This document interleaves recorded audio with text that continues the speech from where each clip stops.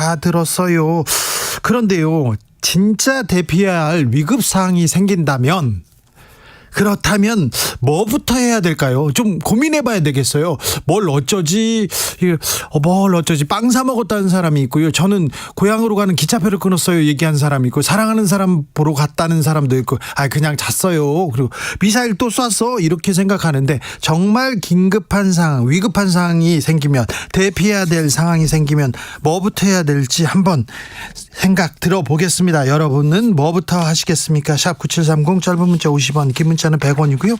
콩으로 보내시면 무료입니다. 그럼 주진우 라이브 시작하겠습니다.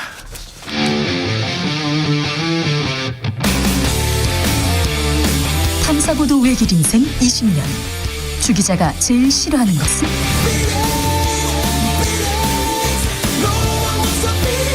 이 세상에서 비리와 부리가 사라지는 그날까지. 오늘도 흔들림 없이 주진우 라이브와 함께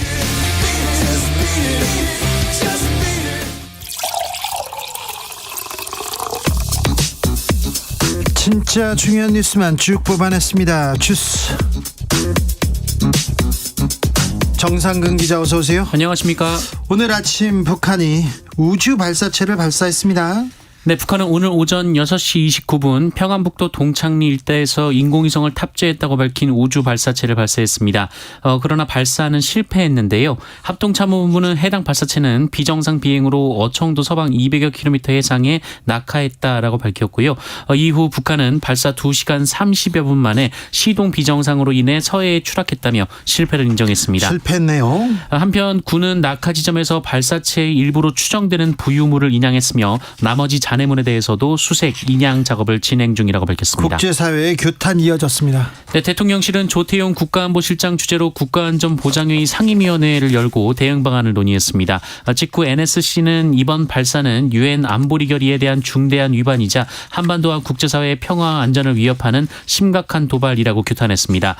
미국 백악관 국가안전보장회의도 탄도미사일 기술을 이용한 미사일 발사를 강력히 규탄한다라면서 이 뻔뻔한 복수의 유엔 안보리 결의 위반이라고 비판했습니다. 안토니오 구테우스 유엔 사무총장도 강력히 규탄한다는 입장을 밝혔습니다. 그런데요, 서울시가 경계 경보를 발송해서 큰 논란이 됩니다. 네, 서울시는 오늘 오전 6시 41분 시민들에게 서울 지역에 경계 경보가 발령됐다라며 대피할 준비를 하시고 어린이와 노약자가 우선 대피할 수 있도록 해달라라는 내용의 재난안전 문자를 보냈습니다.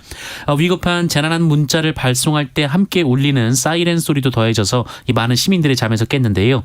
그런데 불과 22분 후 행정안전부는 서울시의 경계 경보는 오발령이라고 정정했습니다. 이어 서울시는 다시 서울시 전 지역 경계 경보가 해제되었다라면서 시민 여러분 분들은 일상으로 복귀하시기 바란다라는 내용의 재난 문자를 또 보냈습니다. 경계 경보가 해제, 발령, 오발령, 이게 뭡니까? 네, 논란이 이어졌는데요. 이 서울시와 행정안전부가 시민들의 혼란을 가중시키는 내용의 문자를 번갈아 보냈고 이미 예고된 북한의 위성 발사에 대한 대응으로 과도하다는 지적도 나왔습니다. 또한 무슨 이유로 경계 경보가 내려졌고 또 어디로 대피하는지도 알 수 없었다라는 비판 등이 언론을 통해 쏟아졌습니다. 왜 이런 일이 발생한 거죠? 네, 앞서 행정안전부는 북한의 위성 발사 당시 전국의 이 백령면, 대청면의 실제 경계경보 발령, 경보 미수신 지역은 자체적으로 실제 경계경보 발령이라는 지령 방송을 보냈습니다. 네. 서울시는 이를 두고 이 서울시가 경보 미수신 지역에 대한 판단을 못해서 실제 상황일 수 있다고 생각하고 재난 문자를 발송했다라고 밝혔는데요.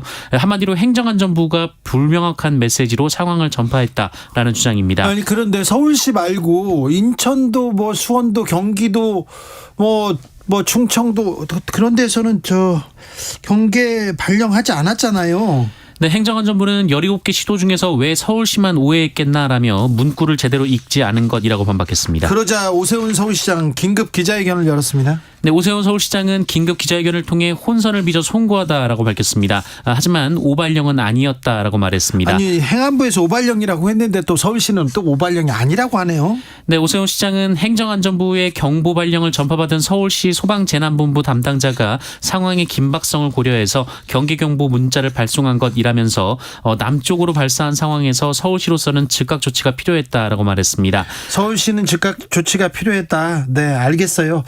과잉 대응이다, 오발령 아니다, 이렇게 얘기하는데 아니 뭐 실수를 했으면 실수했다. 다음부터 더 잘해야겠다고 하면 되는 건데 계속해서 행안부하고 서울시에서 서로 니 탓이다 얘기합니다. 그런데 일본보다 우리가 11분 늦게 약 11분 늦게 경계 경보가 이렇게 내려졌습니다. 그런데 구체적 정보도 없었고요. 구체적 지침이 없었어요. 어떻게 뭘 하라 얘기를 해줘야 되는데 그냥 뭐 경계 경보가 나올 것 같으니까 대피 준비하세요 이렇게 얘기 나왔는데 이 부분은 조금 잘못됐던 것 같습니다. 그리고 긴급 재난 문자 우리가 이태원 참사를 겪었지 않습니까? 그래서 이 부분에 대해서는 조금 더 고심할 필요가 있는데 서울시만 지금 경계 경보를 내렸습니다.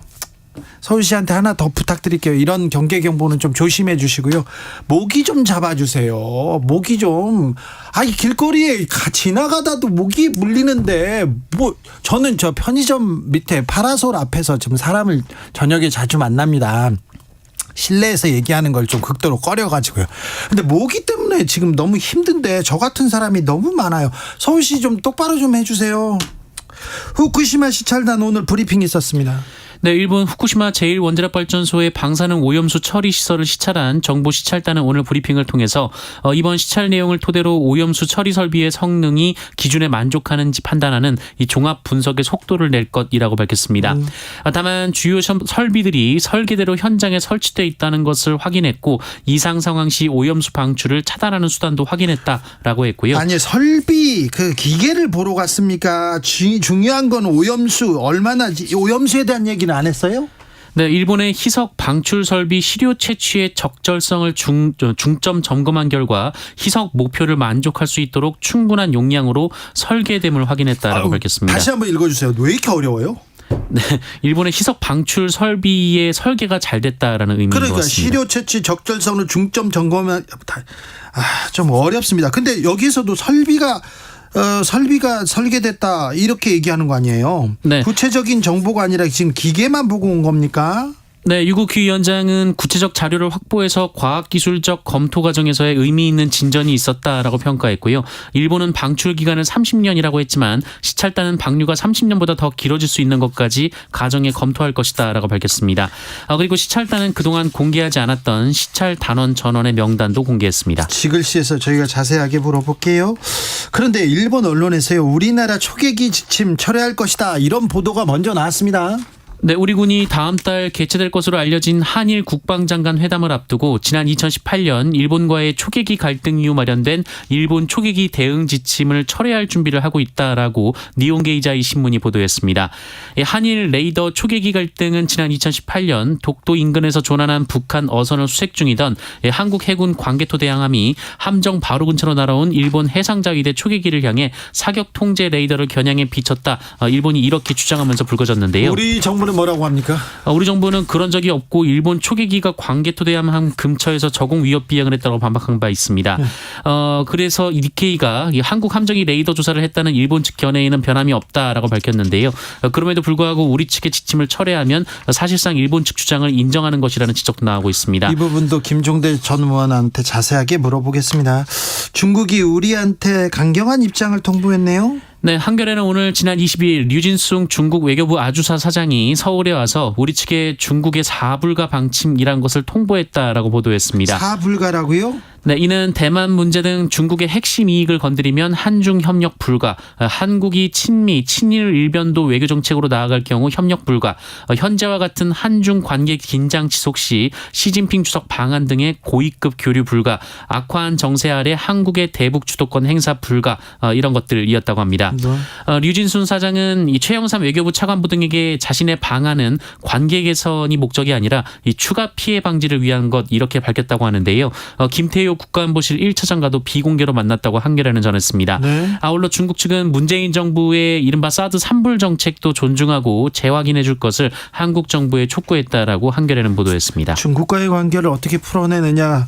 우리 경제와도 안보와도 밀접한 관련이 있는데 어찌 하는지 좀 지켜보겠습니다. 민주노총이 대규모 집회를 열고 있어요. 경찰은 캡사이신 많이 준비했더라고요. 네, 민주노총은 오늘 오후 4시부터 서울 세종대로에서 대대적인 집회를 열고 있습니다. 서울에서만 2만 명 참가가 예정돼 있었는데요. 일정상으로는 오늘 오후 5시쯤 모두 마무리될 전망인데 경찰은 집회 통고 시간을 지나 차로 점거 등 이 불법 행위가 벌어진다면 즉시 해산시키겠다고 경고한 바 있습니다. 윤희근 경찰청장은 오늘 남대문 경찰서에서 열린 경비 대책회의를 직접 주재했는데요. 현장이 아님에도 기동복까지 입었습니다. 윤희근 청장은 기자들과 만난 자리에서 이 집회 대응 과정에서 캡사이신을 사용할 수도 있다라고 밝혔고요. 뉴스원에 따르면 경찰은 캡사이신 장비 3,800대를 준비하고 있다라고 합니다. 3,800대나요? 이거 너무 좀 강경 대응 기조 아닙니까? 네, 윤희근 청장은 강경 대응 기조에 대한 기자들의 질문에 강경 대응이라는 표현에 동의할 수 없다라고 했고요. 또한 2년 전 폐차된 살수차 재도입 계획에 대한 질문에는 시간을 두고 말씀드리겠다라며 여지를 남겼습니다. 경찰청장이 직접 거기 가가지고 막 대책회의 열고요. 캡사이신 기계라는 게 뭐냐면요.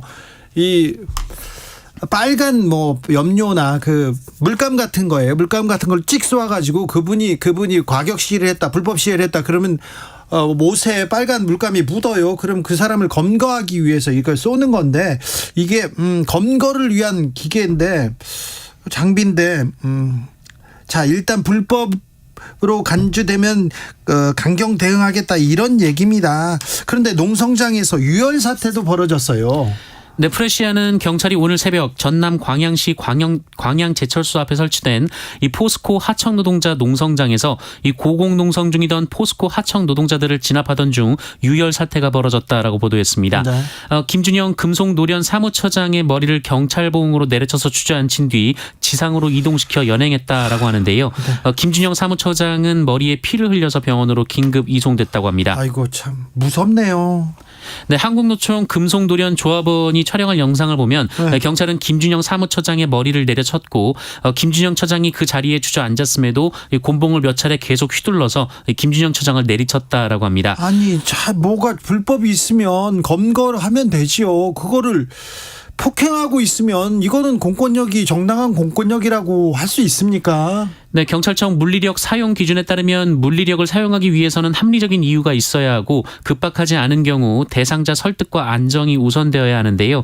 이날 새벽 진압을 진행하면서 이 대상자를 설득하는 과정은 없었다라고 프레시아는 보도했습니다. 고공 농성 중인데 거기서 폭력을 뭐 사용하는 것도 아닐 거 아니에요. 네, 앞서 경찰은 같은 장소에서 농성 중이던 김만재 한국노총 금속노련 위원장의 머리를 땅에 짓눌려 엎드리게 한 뒤 네. 뒷수갑을 채워 체포한 바 있습니다.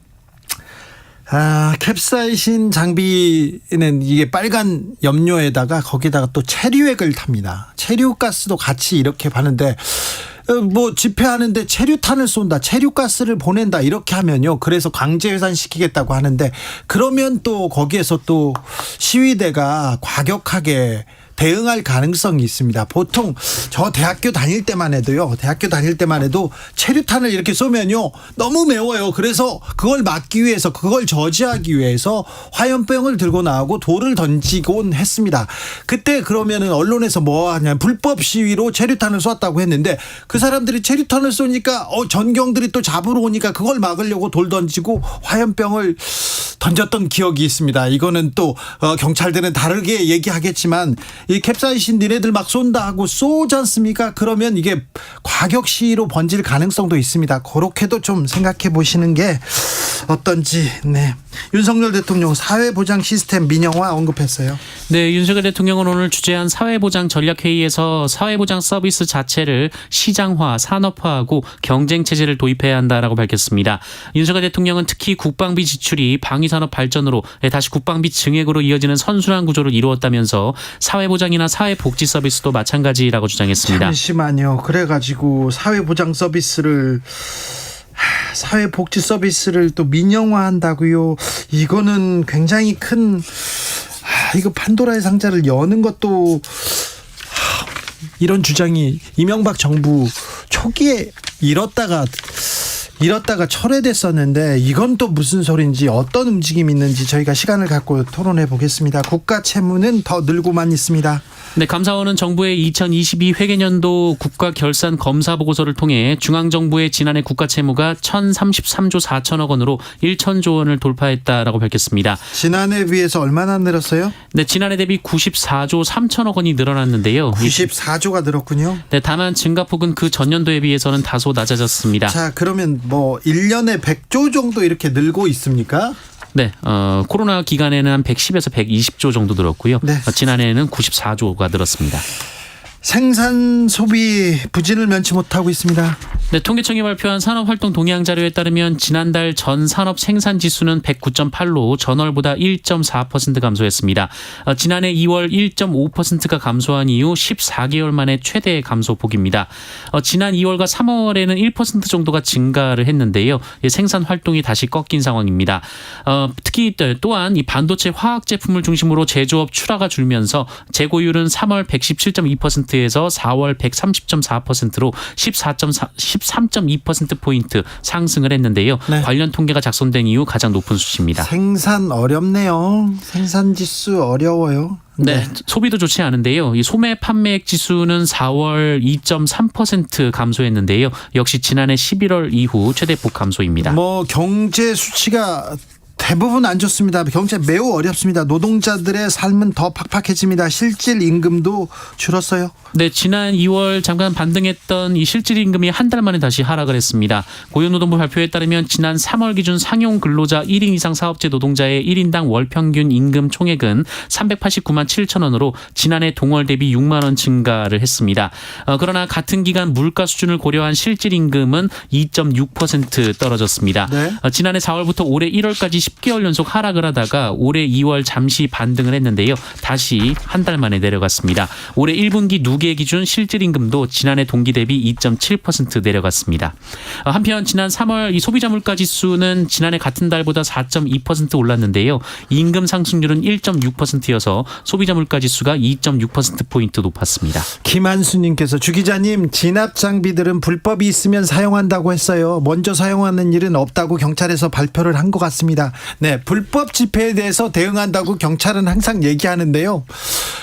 언제까지는 괜찮다가 지금부터 불법이다 이렇게 선을 이렇게 긋지 않습니까? 그러면은 거기 시위대가 굉장히 당황할 거예요. 네. 과거에도 그랬거든요. 민주화 외칠 때 다 불법 시위라고, 이거 불법하고, 이거 빨갱이라고 이렇게 손짓도 하곤 했거든요. 그렇게 가서는 안 될 텐데. 그리고 또 준법 투정해야죠. 그리고 언제까지 바깥에서 뭘 살려내라, 뭘 구해내라, 뭐 이렇게 얘기하고 퇴진하라, 언제까지 얘기할 건지 모르겠습니다만 불법 시위는 지양해야 됩니다. 그런데 자극해서 더 큰 과격 시위로 이어지지 않을까, 그런 우려에서 하는 올린 말씀이었습니다. 주스 정상근 기자 함께했습니다. 고맙습니다. 경보 발령 위급한 상황이 오면 뭐 하실 건가요? 뭐부터 하실 건가요? 물어봅니다. 조성빈님께서 그런데요, 진짜 대피해야 할 상황, 오늘처럼 이렇게 지자체끼리 혼란 정보 전달 안 되면 정말 생각만 해도 끔찍합니다.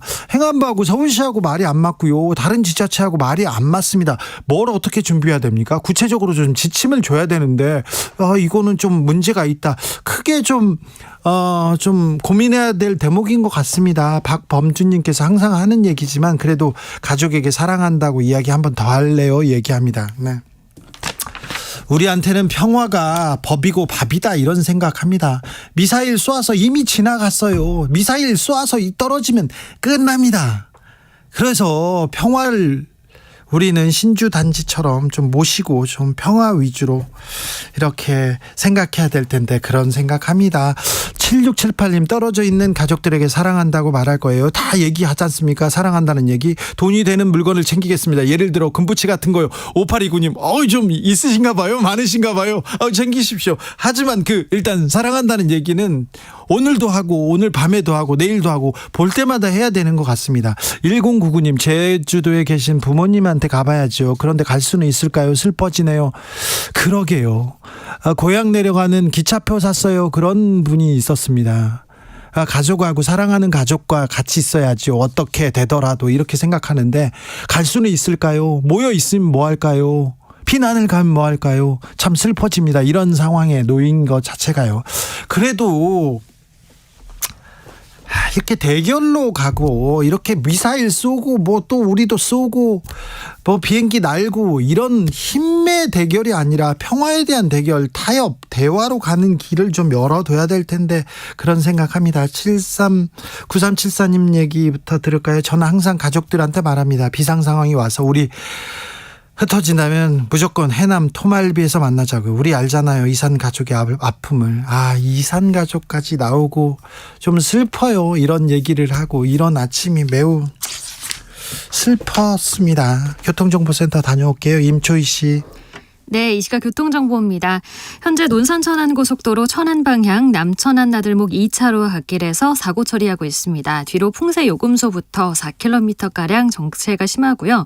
경부고속도로 서울 방향은 오산에서 동탄 쪽으로 교통량이 늘고 있습니다. 경부 동탄터널 안에서는 버스 관련 사고가 났습니다. 1, 2차로 막혀 있고요. 이후 기흥 쪽으로 5km 구간 정체 이어집니다. 더 가서는 서울 요금소, 판교, 그리고 양재에서 반포나들목까지 속도 줄이고요.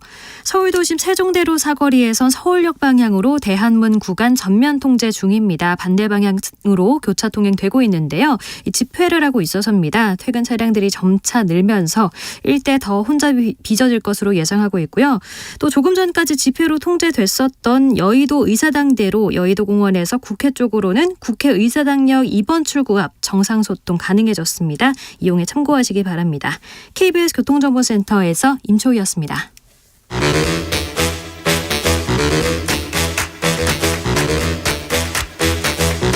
이것이 혁신이다. 여야를 내려놓고 관습을 떼버리고 혁신을 외쳐봅시다. 다시 만난 정치 공동혁신구역. 수요일 주진우 라이브는 정쟁 비무장지대로 변신합니다. 주진우 라이브가 지정했습니다. 여야 혁신위원장 세 분 모셨습니다. 먼저 김용태 전 국민의힘 최고위원. 네, 안녕하세요. 국민의힘 김용태입니다. 류호정 정의당 의원. 네, 안녕하세요. 정의당 류호정입니다. 용해인 기본소득당 대표. 네, 안녕하세요. 기본소득당 용혜인입니다. 오늘 아침 어떻게 열었어요? 괜찮으셨어요? 용해인 대표? 일단 그 베란다로 나가서 방송을 들었고요. 네. 그리고 짐을 쌌습니다. 짐을 쌌어요? 네. 근데 애엄마가 되니까 이런 때도 좀 다른 생각이 들죠. 예전 같았으면 근데 그냥 이렇게 뭐야? 이러고 넘어갔을 수도 있을 것 같은데 네. 이번에는 일단 좀 실제 상황처럼 막 방송이랑 이런 게 이어졌고 또 두 번이나 오잖아요. 네. 이렇게. 그래서 무서워. 눈을 딱 뜨자마자 베란다로 뛰쳐나갔고요. 그래서 바로 그때부터 이제 애기 짐을 막 싸기 시작했죠. 아무래도 훨씬 더 불안한 마음이 들죠. 네. 저도 뭐 30여 년 서울을 살면서 이런 경험은 제가 기억 속에 처음인 것 같아가지고 많이 놀랬고요. 다만 저는 뭐 서울시의 대응은 적절했다라고 생각되는데 제가 느꼈던 거는 딱 그 사이렌이 들리고 나서 제가 이렇게 바깥으로 아파트 밖으로 나가보니까 많은 국민들 시민들께서 우왕좌왕하시더라고요. 네. 그러니까 대피를 어디로 해야 되는지 그렇죠. 뭘 어찌 해야죠? 어떻게 하는지 잘 모르시다 보니까 일단 이번 기회를 계기로 전화위복해가지고 저는 뭐 이런 재난이나 안전에 대한 교육을 더 할 필요가 있지 않나. 네네. 어디로 대피를 해야 되는지 그런 어떻게 해야 부분에 되는지. 대해서 고민하고 또 좀 지침을 줘야 될 것 같습니다. 근데 예. 행안부에서 윤석열 정부에서 오발령이라고 얘기했는데 서울시 지침이 또 뭐 적절하다고 그러세요? 그러니까 저는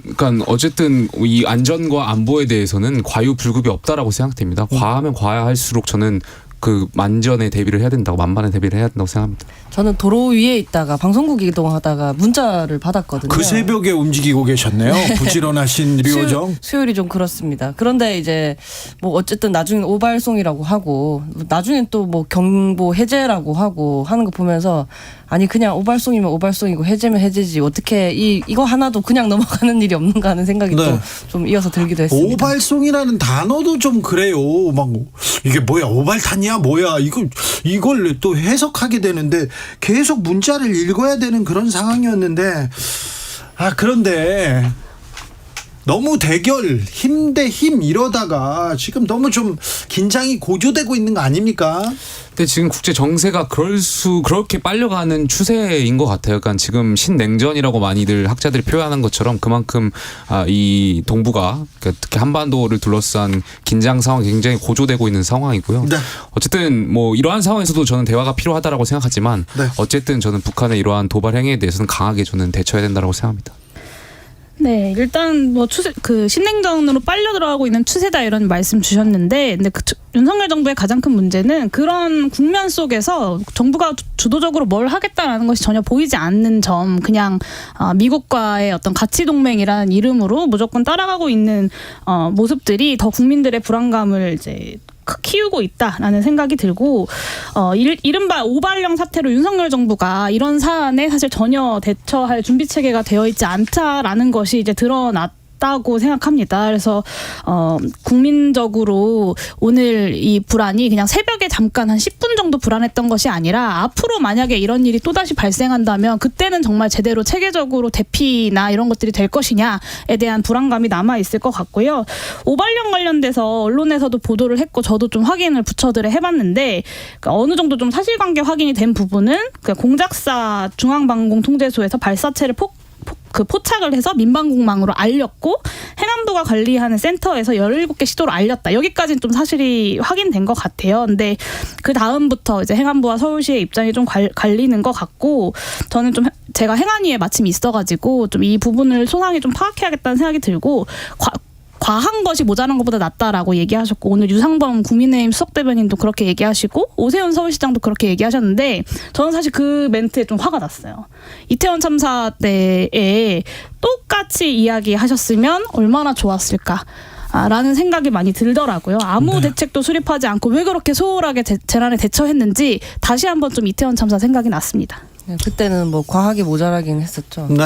사실 이제 앞으로 좀 정확한 체계, 그러니까 어떻게 해야 할지에 대해서 좀 체계를 갖춰야 된다라는 말이 나오는 게 시민들께서도 다시 이런 일이 벌어질 수 있다라는 걸 느끼고 있는 거거든요. 한미일 관계가 이렇게 가까울수록 북한은 계속 신경 쓰일 거고, 다시 이런 일이 벌어질 수 있고, 우리 스스로의 결단으로 뭔가 이 상황이 변할 것 같지는 않으니까 계속 이런 긴장을 안고 살아가야겠구나 하는 생각을 오늘 좀 하게 됐습니다. 네, 맞아요.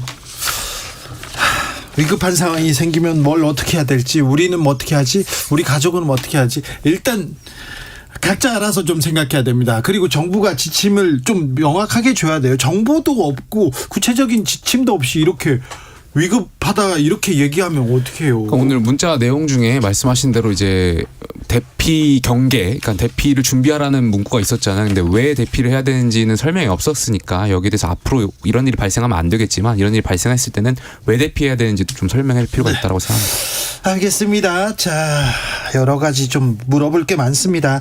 윤석열 대통령이 한상혁 방송통신위원장 면직안 제가했습니다. 이걸 어떤 의미로 보십니까? 2달도 안 남은 방통위원장을 면직시켰다. 이거 어떻게 보셨어요? 면직 잘린 거죠. 네. 사퇴가 아니라 면직이란 거 이제 자른 거죠. 네, 해고당했다는 뜻인데, 지금 대통령실에서 사유를 밝힌 걸 보면 방통위원장 본인이 직접 중대 범죄를 저질러 형사소추되는 등 정상적인 직무 수행이 불가능한 상황이 일어났다라고 했는데, 이렇게 해석을 해버리면 해고를 각오해야 할 사람이 상당히 많을 것 같거든요. 사실 방통위원장 노리고 있는 사람이 있다라는 소문 카더라를 제가 좀 여의도에서 들었었는데, 네. 이렇게 되고 보니까 그 소문이 뭐 맞는 말인가 보다 싶기도 하더라고요. 네. 네, 일단 뭐 정부 여당에서는 제가 어제도 이제 다른 방송에서 국민의힘 지도부에 계신 분이랑 좀 토론을 했는데, 이 한상혁 방통위원장이 이제 기소된 이야기를 계속해서 하시더라고요. 근데 사실 이게 기소만이 문제가 아니잖아요. 윤석열 대통령 당선되고 임기 시작하고 지난 1년 동안 한상혁 방통위원장 전현희 그 권익위원장 해가지고 국무회의에 참석도 못하게 하고 여당에서 얼마나 많이 흔들었습니까? 사실상 왕따를 시키고 괴롭힘을 통해서 찍어내려고 했던 건데, 이 1년 동안 이어져 왔던 상황은 못 본 채 하고 기소된 것만 이야기하고 있는 게 참 이렇게 눈 가리고 아웅하는 거다라는 생각이 들고, 합법적인 방식으로 어떻게든 괴롭혀서 내쫓으려고 하다가 안 되니까 불법을 감수하더라도 한상혁 방통위원장을 면직시키겠다라고 해서 면직을 시킨 거고, 이 모든 것들이 좀 총선이 얼마 남지 않아서, 사실 임기도 2달밖에 안 남지 않았습니까? 총선이 얼마 남지 않아서 좀 너무 조급한 마음에 무리수를 두고 있는 것이 아닌가라는 생각이 듭니다. 저는 두 가지를 말씀드리고 싶은데 첫 번째는 이런 일이 있을 때마다 전 선출직하고 임명직 공무원 좀 다르게 좀 봐야 될 필요가 있다고 생각해요. 선출직 같은 경우는 국민이나 유권자가 판단해야 될 몫이라고 보고 임명직 공무원에 대해서는 조금 보다 좁게 해석할 가능성이 있는데 여기에 대해서는 더 중요한 것은 임명권자의 판단 결정이 굉장히 중요하다고 생각해요. 어쨌든 방송통신위원회 그 관련 법안에 따르면 그 8조인가요? 보면 제가 보니까 신분 보장에 대한 조항을 보니까 직무상에 특별한 일 없으면 신분이 보장된다라는 조항이 있는 것처럼 그러니까 대통령 그 인사혁신처에서는 어쨌든 직무상 의무 위반으로 보고 면직의 대상으로 판단하는 거 아니겠습니까? 여기에 대해서 저는 충분히 이제 기소가 이루어졌다고 해도 물론 그 법원의 판단 필요하겠지만 기소가 된 것만으로도 저는 면직의 대상이 된다고 생각하고 대통령의 판단은 적절했다라고 생각해요. 그러니까 타당하다라고 생각해요. 물론 또 거기다가 방통위원장으로서 지금 사실 많은 역할을 할 수가 없잖아요. 본인 스스로도. 그럼 아마 본인 스스로 사퇴하는 건 저는 공직자로서 바른 방향이다라고 생각되는데 어쨌든 저 면직에 대해서 타당하다라고 생각되고 두 번째로 야당 의혹에 대해서 그러면 이제 김관진 전 실장이나 많이 비교들 하시잖아요. 네. 저는 야당의 그러한 비판도 저는 타당하다라고 생각해요. 네. 그러니까 전 정권에서도 사실 문재인 정권이 비판받았던 이유 중에 하나가 인사 원칙을 제대로 못 지켰잖아요. 그러니까 네. 어떤 불가 원칙을 몇 대 불가 원칙을 말했지만 사실 그걸 지키지 않았고 많은 국민들의 지탄을 받았고 말씀하신 대로 김관진 전 실장이나 왜 그러면 이 한상혁 위원장이나 잣대가 다르냐에 대한 비판에 대해서는 그런 제기에 대해서는 대통령실 여기에 대해서는 국민들께 좀 설명할 수 있는 기회가 있어야 된다고 생각합니다. 네, 방통위원장을 좀 몰아내려고 너무 이렇게 정부나 뭐 국민의힘에서 너무 노력했다 이런 노력이 많이 좀 보였잖아요 그동안. 그러니까 이건 언론 탄압으로 보일 텐데 이렇게 국민들이 보는 사람들이 많습니다. 그리고 뭐 국무회의 오지 마 이렇게 했고 물러나라 이렇게 계속 여당의 중진도 이렇게 얘기했습니다. 공교롭게 어제 경찰이 MBC 사옥 내 MBC 사무실을 압수수색했어요. 압수수색 시도했는데 뭘 가져갔는지는 모르겠지만 그런데 실효성은 없었을 텐데 여기까지 왜 갔을까 이런 생각을 해봅니다. 그래서 언론계에서는 이거 언론 장악을 위한 언론 장악을 위한 신호탄이 쏘아진 거 아닌가. 너네들 조심해라 이런 신호다 이렇게 얘기합니다.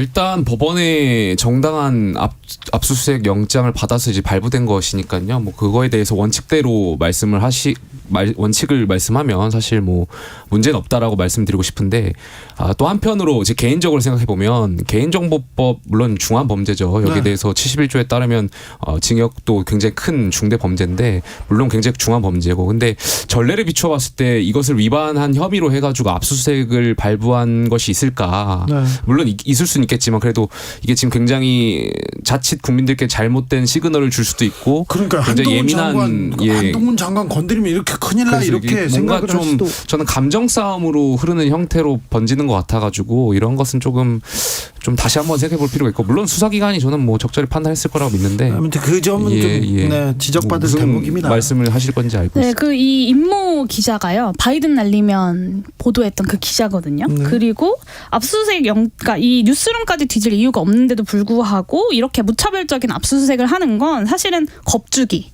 보복수사라는 이미지를 지울 수가 없어요. 압수수색 영장이 그렇게 나온 거여서 법적으로 문제 없다고는 하셨지만 영장이 나온 건 맞는데 경찰과 검찰이 그렇게 청구한 거 아닙니까? 그러니까 필요 없는 곳까지 청구를 한 건 이 MBC에 대한 압박을 노골적으로 하겠다라는 의지를 드러낸 것으로 볼 수밖에 없고 이 바이든 날리면 이후에 MBC가 이제 감사원 감사까지 오고 있어요. 근데 KBS 감사를 좀 이야기를 해보고 싶은데 이 KBS가 이제 보수단체 감사 청구로 9개월 동안 감사를 했어요. 이게 3번이나 연장을 해가면서 감사를 한 거거든요. 근데 감사원 스스로 결국 내린 결론은 중대한 위법 사실이 없다. 저는 MBC라고 좀 다르지 않을 것 같다는 생각이 들고 MBC와 KBS 모두가 이제 보수단체의 감사 요청으로 감사에 돌입한 것도 굉장히 상징적이라고 봅니다. 그리고 좀 정치적인 목적으로 사정 권력들을 활용하고 있고 여론몰이 수단으로 쓰고 있는 선례라고 볼 수밖에 없다. 윤석열 정부가 이 얼마나 법치주의라는 것을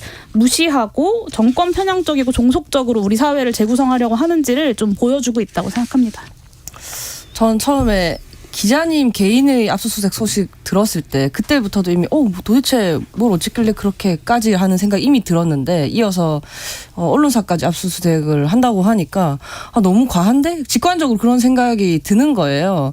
언론에 대한 압수나 수색은 좀 의미가 다르잖아요. 그리고 지금 특히 한동훈 장관이 실세고 또 MBC가 가장 적극적으로 정권 비판을 하는 언론인 거를 모두가 알고 있는 지금 이렇게 과도한 조치를 하면 가장 적극적으로 언론 정권 비판하지도 않아요. 그렇게 가장은 아니다? 진보적이지도 않아요. 그런데 맞아요. 자꾸 그렇지도 않아요. 네, 대통령실이나 대통령이 네. 자꾸 MBC를 너무 좀 편애하시는 것 같아서 저는 좀 불만이 있습니다. 그 그런가요? 부분에 대해서. 뭐 그런 이미지가 있는 지금 네. 이제 좀 당연히 언론 탄압으로 보일 수밖에 없는 것 같고요. 네.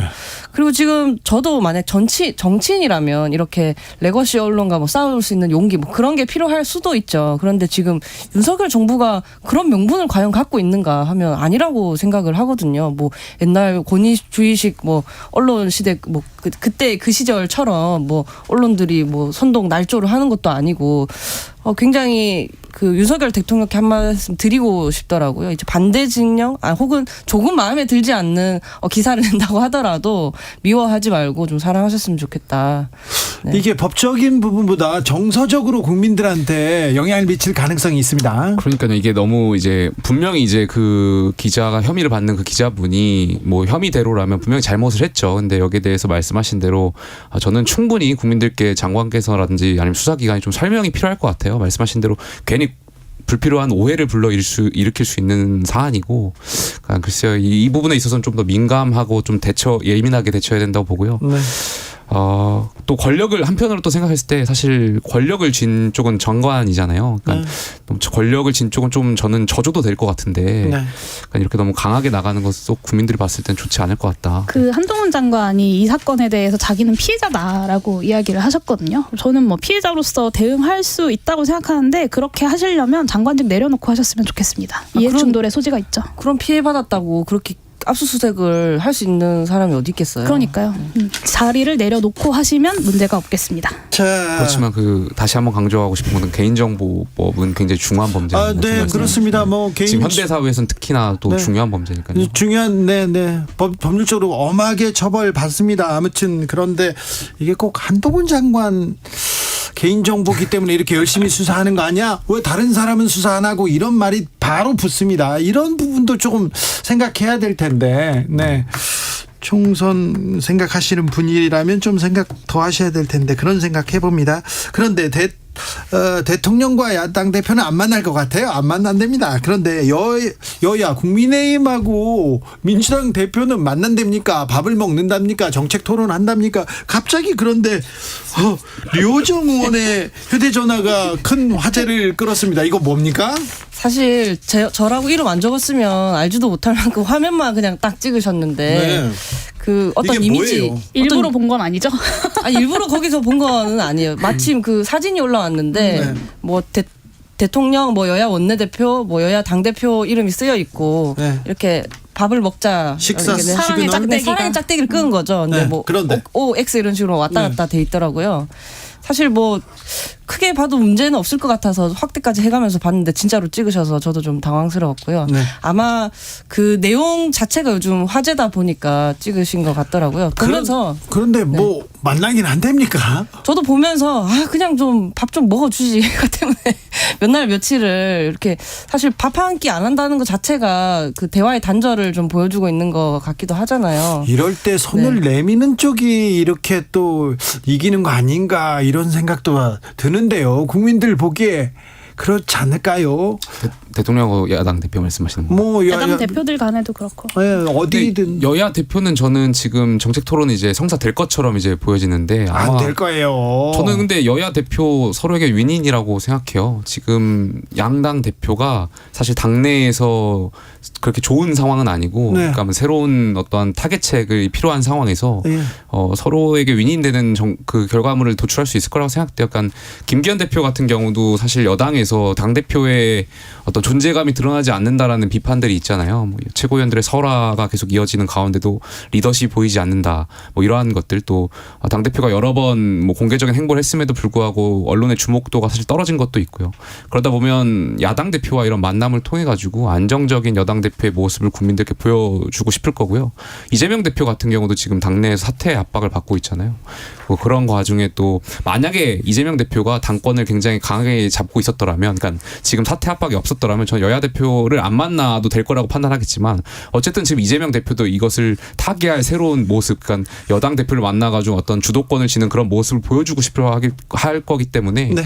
저는 여야 대표 TV 토론이 성사될 것 같습니다. 사퇴 압박이 크지 않기 때문에 안 만나도 될 것 같다 이런 생각도 할 것도 같아요. 저는 만나서 뭐 하냐라는 생각이 사실 들어요. 그러니까 당 대표들이 만나서 만나야 되는 거 아닙니까? 토론을 한다고 상상을 해봅시다. 물론 뭐 용산에서 여의도 소문에 의하면 용산에서 별로 탐탁지 않는다는 소문이 있어서 실제로 성사될지는 지켜봐야겠지만 이 국민들이 관심 있는 현안에 대해서 1당과 2당의 대표가 만나서 국민들한테 답을 줄 수 있는 토론을 해야 될 거 아닙니까? 근데 만나서 자기 할 말만 하고 끝날 거면 그건 그냥 전파 낭비에 불과하죠. 토론, TV 토론은 거기에 그칠 가능성이 커요. 네, 사실. 특히나 그 전파 낭비에 불과한 거죠. 예전에 이제 그 외교 문제에 있어서 김용태 전 최고가 하셨던 말씀 중에 기억이 남는 게 외교는 뭐 한 번에 결론을 내는 게 아니다 이런 말씀을 하셨었는데 저는 사실 이제 그런 판단에 동의하진 않거든요. 그러니까 원래 정상회담은 합의할 것들을 많이 합의하고 결정할 것들을 협의하고 물밑에서 작업과 대화와 소통들이 쭉 이루어진 다음에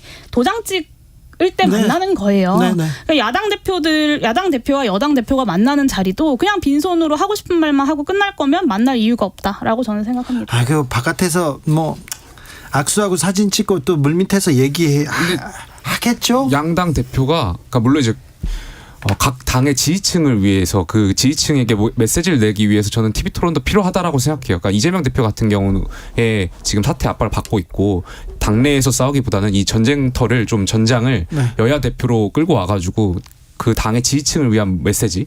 그러니까 전 사실 그렇게 되면, 그러니까 대통령 선거를 앞두고 저희 양당 대표들이 토론했을 때가 있었잖아요. 그때는 국민의 목소리를 귀 기울이려 했겠지만, 그러니까 지금은 사실 올해는 선거가 없다 보니까 아마 양당 지지층을 위해서라도 좀 만나가지고 좀 메시지를 내려고 하지 않을까. 제가 좀 과도한 기대일 수 있는데 용해인 대표님 말씀하신 것처럼 보통은 뭐 어떤 물밑 작업이 있고 나서야 만나지만 지금처럼 너무나 경색되어서 사실 더 굳어질 것도 없는 상황에서는 차라리 이것을 계기로 네. 해서 여야 합치에 불꽃이 살아나는 그런 계기로라도 좀 작용을 그러니까요. 했으면 좋겠다는 생각이 들어요. 만나기라도 했으면 좋겠어요. 뭐든지 좀 했으면 좋겠는데 너무 안 한다 이런 시각도 있어요. 국민들은요.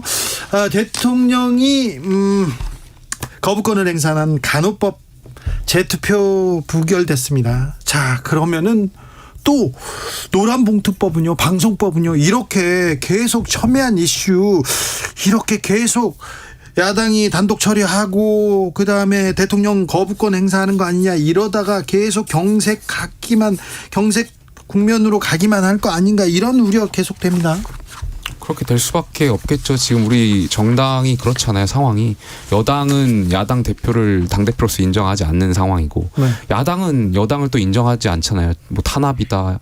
검찰 독재다. 그러니까 정부와 여당을 강하게 몰아붙이고 있고 또 여소야대 상황이고 대화가 실종된 상황에서 저는 앞으로 계속 거부권의 정치가 이어질 수밖에 없는 상황인 것 같고요. 그러니까 저는 그 노란봉투법 관련해서 그러니까 야당이 어떻게 보면 힘으로 밀어붙였잖아요. 근데 이게 여야가 가치적으로 되게 첨예하게 대립하는 상황인데 저는 그런 측면에서 좀 야당 대표에게 좀 아쉬운 점이 있어요. 그러니까 무슨 말이냐면 그러니까 이 정도의 노란봉투법을 본회의에 상정할 정도면 저는 대국민 담화를 좀 해야 되지 않았을까. 그러니까 이렇게 본회의를 통과하더라도 대통령 거부권이 예상되는 상황이고 그렇다면 정말 야당 대표가 왜 이것을 본회의에 힘으로 밀어붙여야 되는지에 대해서 국민들께 좀 상세하게 설명하고 이런 게 정치 아니겠어요? 근데 그런 거 없이 그냥 야당이 그냥 밀어붙인 거잖아요. 민주당에서 설명을 하는데요. 그건 기사가 안 나오고. 그러니까 야당 대표가 이 정도의 사안이면 네. 담화문이라든지 기자회견이라든지 이런 걸 저는 했었어야 된다고 판단합니다.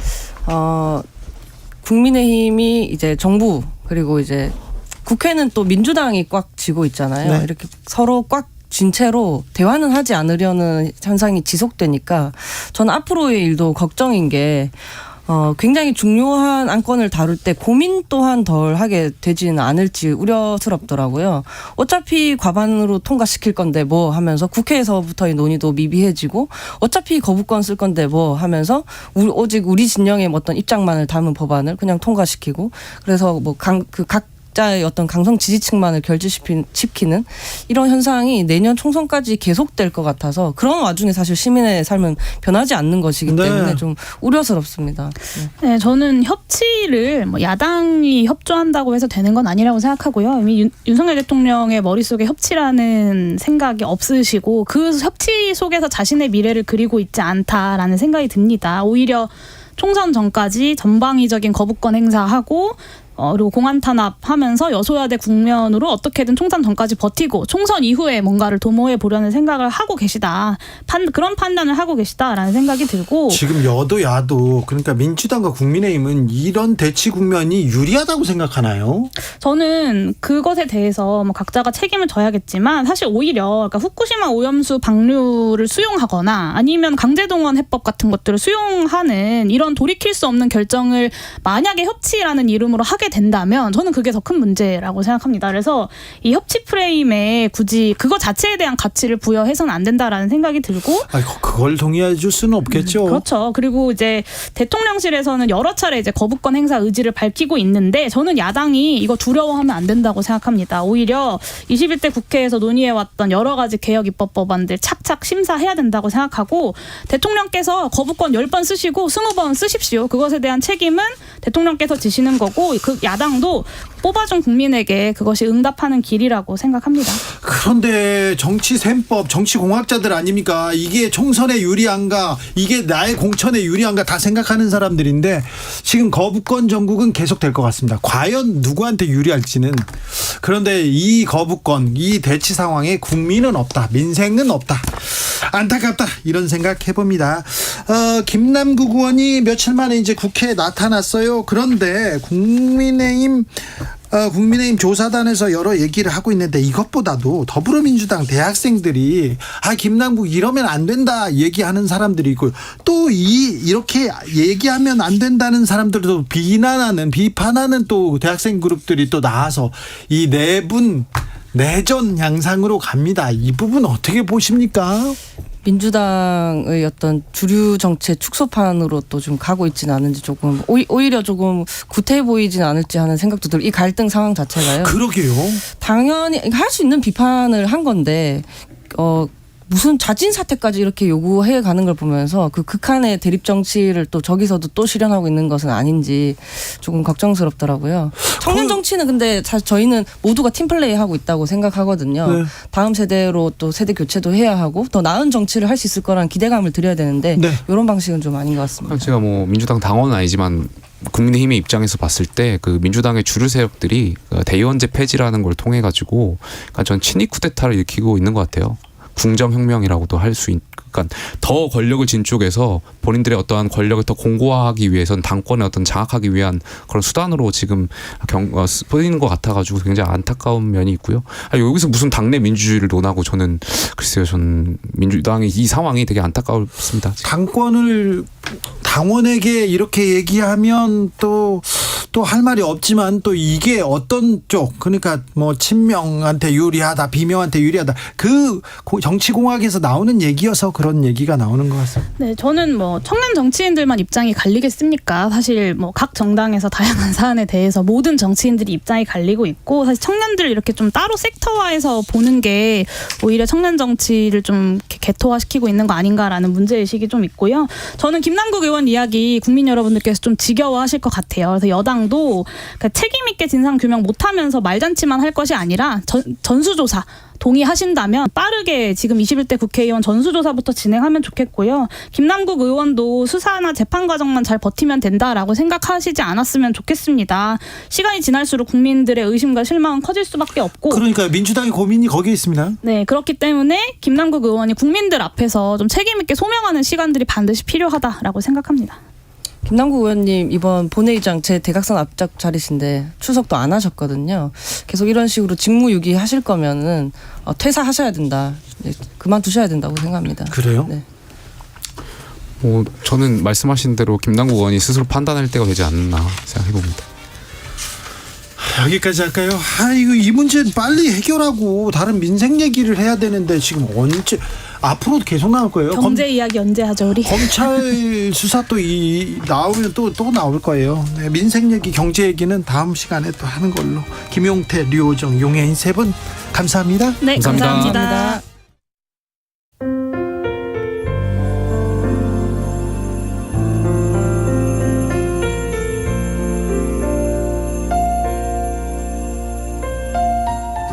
KBS 라디오 연중기획 희망충전 대한민국 536번째 이야기. 안녕하세요. 아나운서 이현주입니다. 마스크를 벗기 시작한 요즘 수호는 다가올 날들이 두렵기만 합니다. 사실 마스크 속 수호의 턱은 많이 삐뚤어져 있습니다. 왼쪽 턱이 덜 자라 오른쪽과 약 12cm 이상 차이가 나는데요. 삐뚤어진 턱으로 인해 어금니는 수시로 깨지고 통증은 더 심해지고 있습니다. 요리를 전공하고 있는 수호는 내년이면 대학으로 진학하거나 취업을 해야 하지만 아픈 턱만 생각하면 자신감이 줄어듭니다. 환한 웃음을 가진 멋진 요리사가 되고 싶다는 수호. 수호가 꿈꾸는 삶에 한 발 더 다가갈 수 있도록 여러분이 격려와 응원을 보내주세요.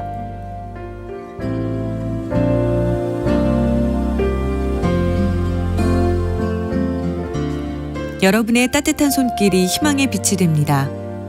ARS 060-700-1580 060-700-1580 한 통화 3,000원으로 희망을 선물해주세요. KBS 라디오 연중기획 희망충전 대한민국은 초록우산 어린이재단, 인탑스 주식회사 그리고 청취자 여러분과 함께합니다. ARS 060-700-1580 한 통화 3,000원입니다.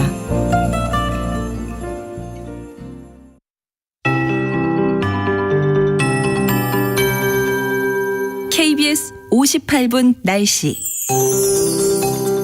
오늘도 어제처럼 더웠습니다. 5월의 마지막 날 서울은 사흘째 28도대의 높은 낮 기온을 보이면서 더웠고요. 서쪽이 어제처럼 좀 더 더웠습니다. 내일도 서울 27도, 강릉은 30도까지 오르겠고요. 세종, 대전 25, 6도 등으로 더운 곳이 많긴 하겠지만 내일 비 예보가 있는 일부 남부지방은 광주, 대구 23, 4도 등으로 25도를 밑도는 곳이 많겠습니다. 내일 오전부터 다시 북상하는 정체전선의 영향으로 제주와 남부지방에 비가 시작이 되겠고요. 내일 밤 충청 남부로 확대됩니다. 이번 비는 모레 새벽 대부분 그치는데 전남, 경남, 제주는 모레 아침까지 이어지겠고 예상 강우량은 5에서 40mm가 되겠습니다. 비가 그치는 금요일 오후부터는 광주 29도, 대구도 30도까지 오르면서 남부지방도 금요일 오후부터 곧바로 더워질 전망이고요. 이후로 6월의 첫 주말 휴일도 전국이 28, 9도 안팎의 더위가 예상됩니다. 오늘 밤부터 내일 아침 사이에 인천과 경기 서해안, 충남 북부 서해안에 바다 안개가 유입돼 가시거리 200m 미만의 짙은 안개 끼는 곳이 많겠습니다. 그 밖의 지역도 안개 주의하셔야 되겠고요. 오늘 오후 중부지방은 오존 농도가 일시적으로 나쁘겠고 미세먼지 농도 내일까지 청정하겠습니다. 현재 서울 기온은 27도입니다. 기상청에서 최영우였습니다.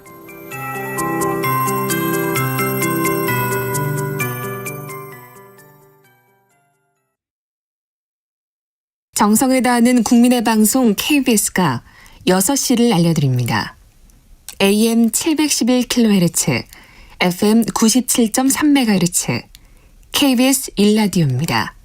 HLKA.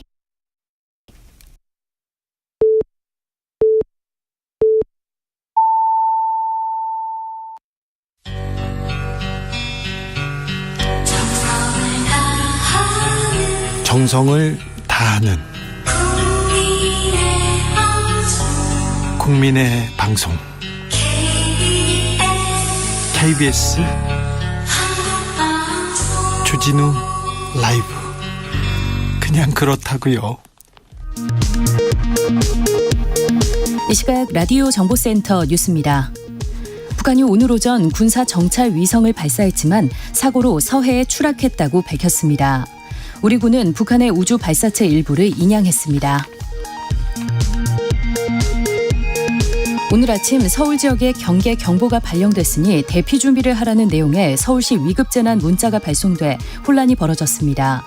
행정안전부는 오발령이라고 밝혔지만 오세훈 서울시장은 오발령은 아닌 것으로 판단한다고 밝혔습니다. 경찰이 포스코 사내하청 노조의 고공농성을 진압하는 과정에서 노조 간부가 경찰봉에 맞아 부상을 당해 과잉 진압 논란이 일고 있습니다. 윤석열 대통령이 정부 출범 이후 첫 사회보장 전략회의를 주재하고 사회보장 서비스 자체도 시장화, 산업화가 돼야 한다고 말했습니다. 일본 후쿠시마 원전 오염수 시찰단은 과학기술적 검토에 의미 있는 진전이 있었다면서 보다 정밀한 판단을 위해선 추가 분석 확인 작업이 필요하다고 밝혔습니다. 더불어민주당은 이에 대해 국민 기만이라고 비판하며 청문회를 추진하겠다고 밝혔습니다. 지금까지 라디오 정보센터 조진주였습니다.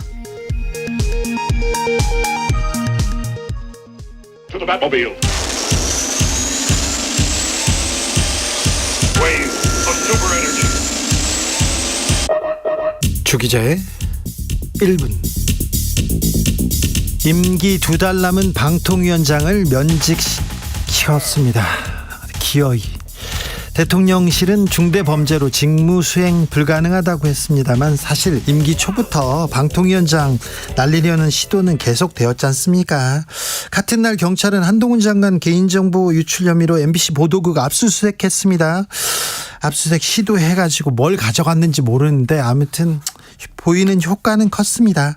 그런데요, 언론의 흑역사로 기록된 MB 때의 방송 장악이 떠오른다는 사람들 많습니다. 감사원과 검찰이 나서고 방송사 사장 PD집에서 긴급 체포 당하기도 하고 검찰이 기소했으나 결국은 무죄 받았어요. 그러는 사이에 공영방송 대통령 측근들에게 장악됐습니다. 구성원들은 저항했고요. 대대적인 징계와 해고 이어졌습니다. 여기 KBS만 해도요, 경찰이 방송국 본관에 진입해서 체포작전 벌이고 그랬습니다. 그때는 말입니다. MB 때 말입니다. 저는 아침에 국정원장 비판했더니 낮에 그냥 잘리더군요. 그리고는요, 수십 건의 고소고발장을 받았습니다. 사실을 말했는데 제 사건은 경찰과 검사가 매달려서 그렇게 열심히 합니다. 열심히도 수사해요. 원래 무죄인 사건을 무죄받기 위해서 10년 넘게 공권력과 싸워야 했습니다. 왜 우리 판사님들, 왜 우리 검사님들 이런 데에 힘을 써야 하는지 참 안타까웠습니다. 그런데 방통위원장은 김효재 방통위원 직무대행 체제로 유지된다고 합니다. 이분 기자 출신으로 한나라당 돈봉투 사건의 주역이셨는데 차기 방통위원장 이동관 대통령 대외협력특보 유력하다고 합니다. 이분 기자 출신으로 MB 청와대에서 언론장악 큰 그림 그리셨다고 지목받는 분인데 MB 때 언론정책 그야말로 꽝이었다는 평가 받는데 MB 정부 때 언론 핵심 관계자들 감옥 간 분들 많은데 실패했어요. 그런데 그때 사람을 쓴다고요? 그런 분들 다시 방통위원장 시킬 바에는 차라리 검사를 시키십시오. 대통령 차라리 검사 시켜요. 주기자의 1분이었습니다.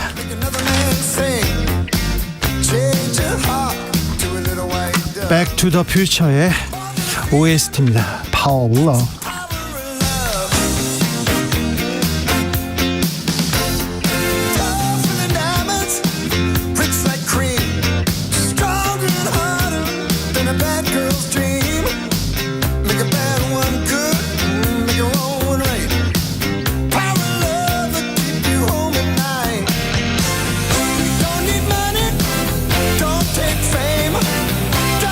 Credit card to ride this train. Stars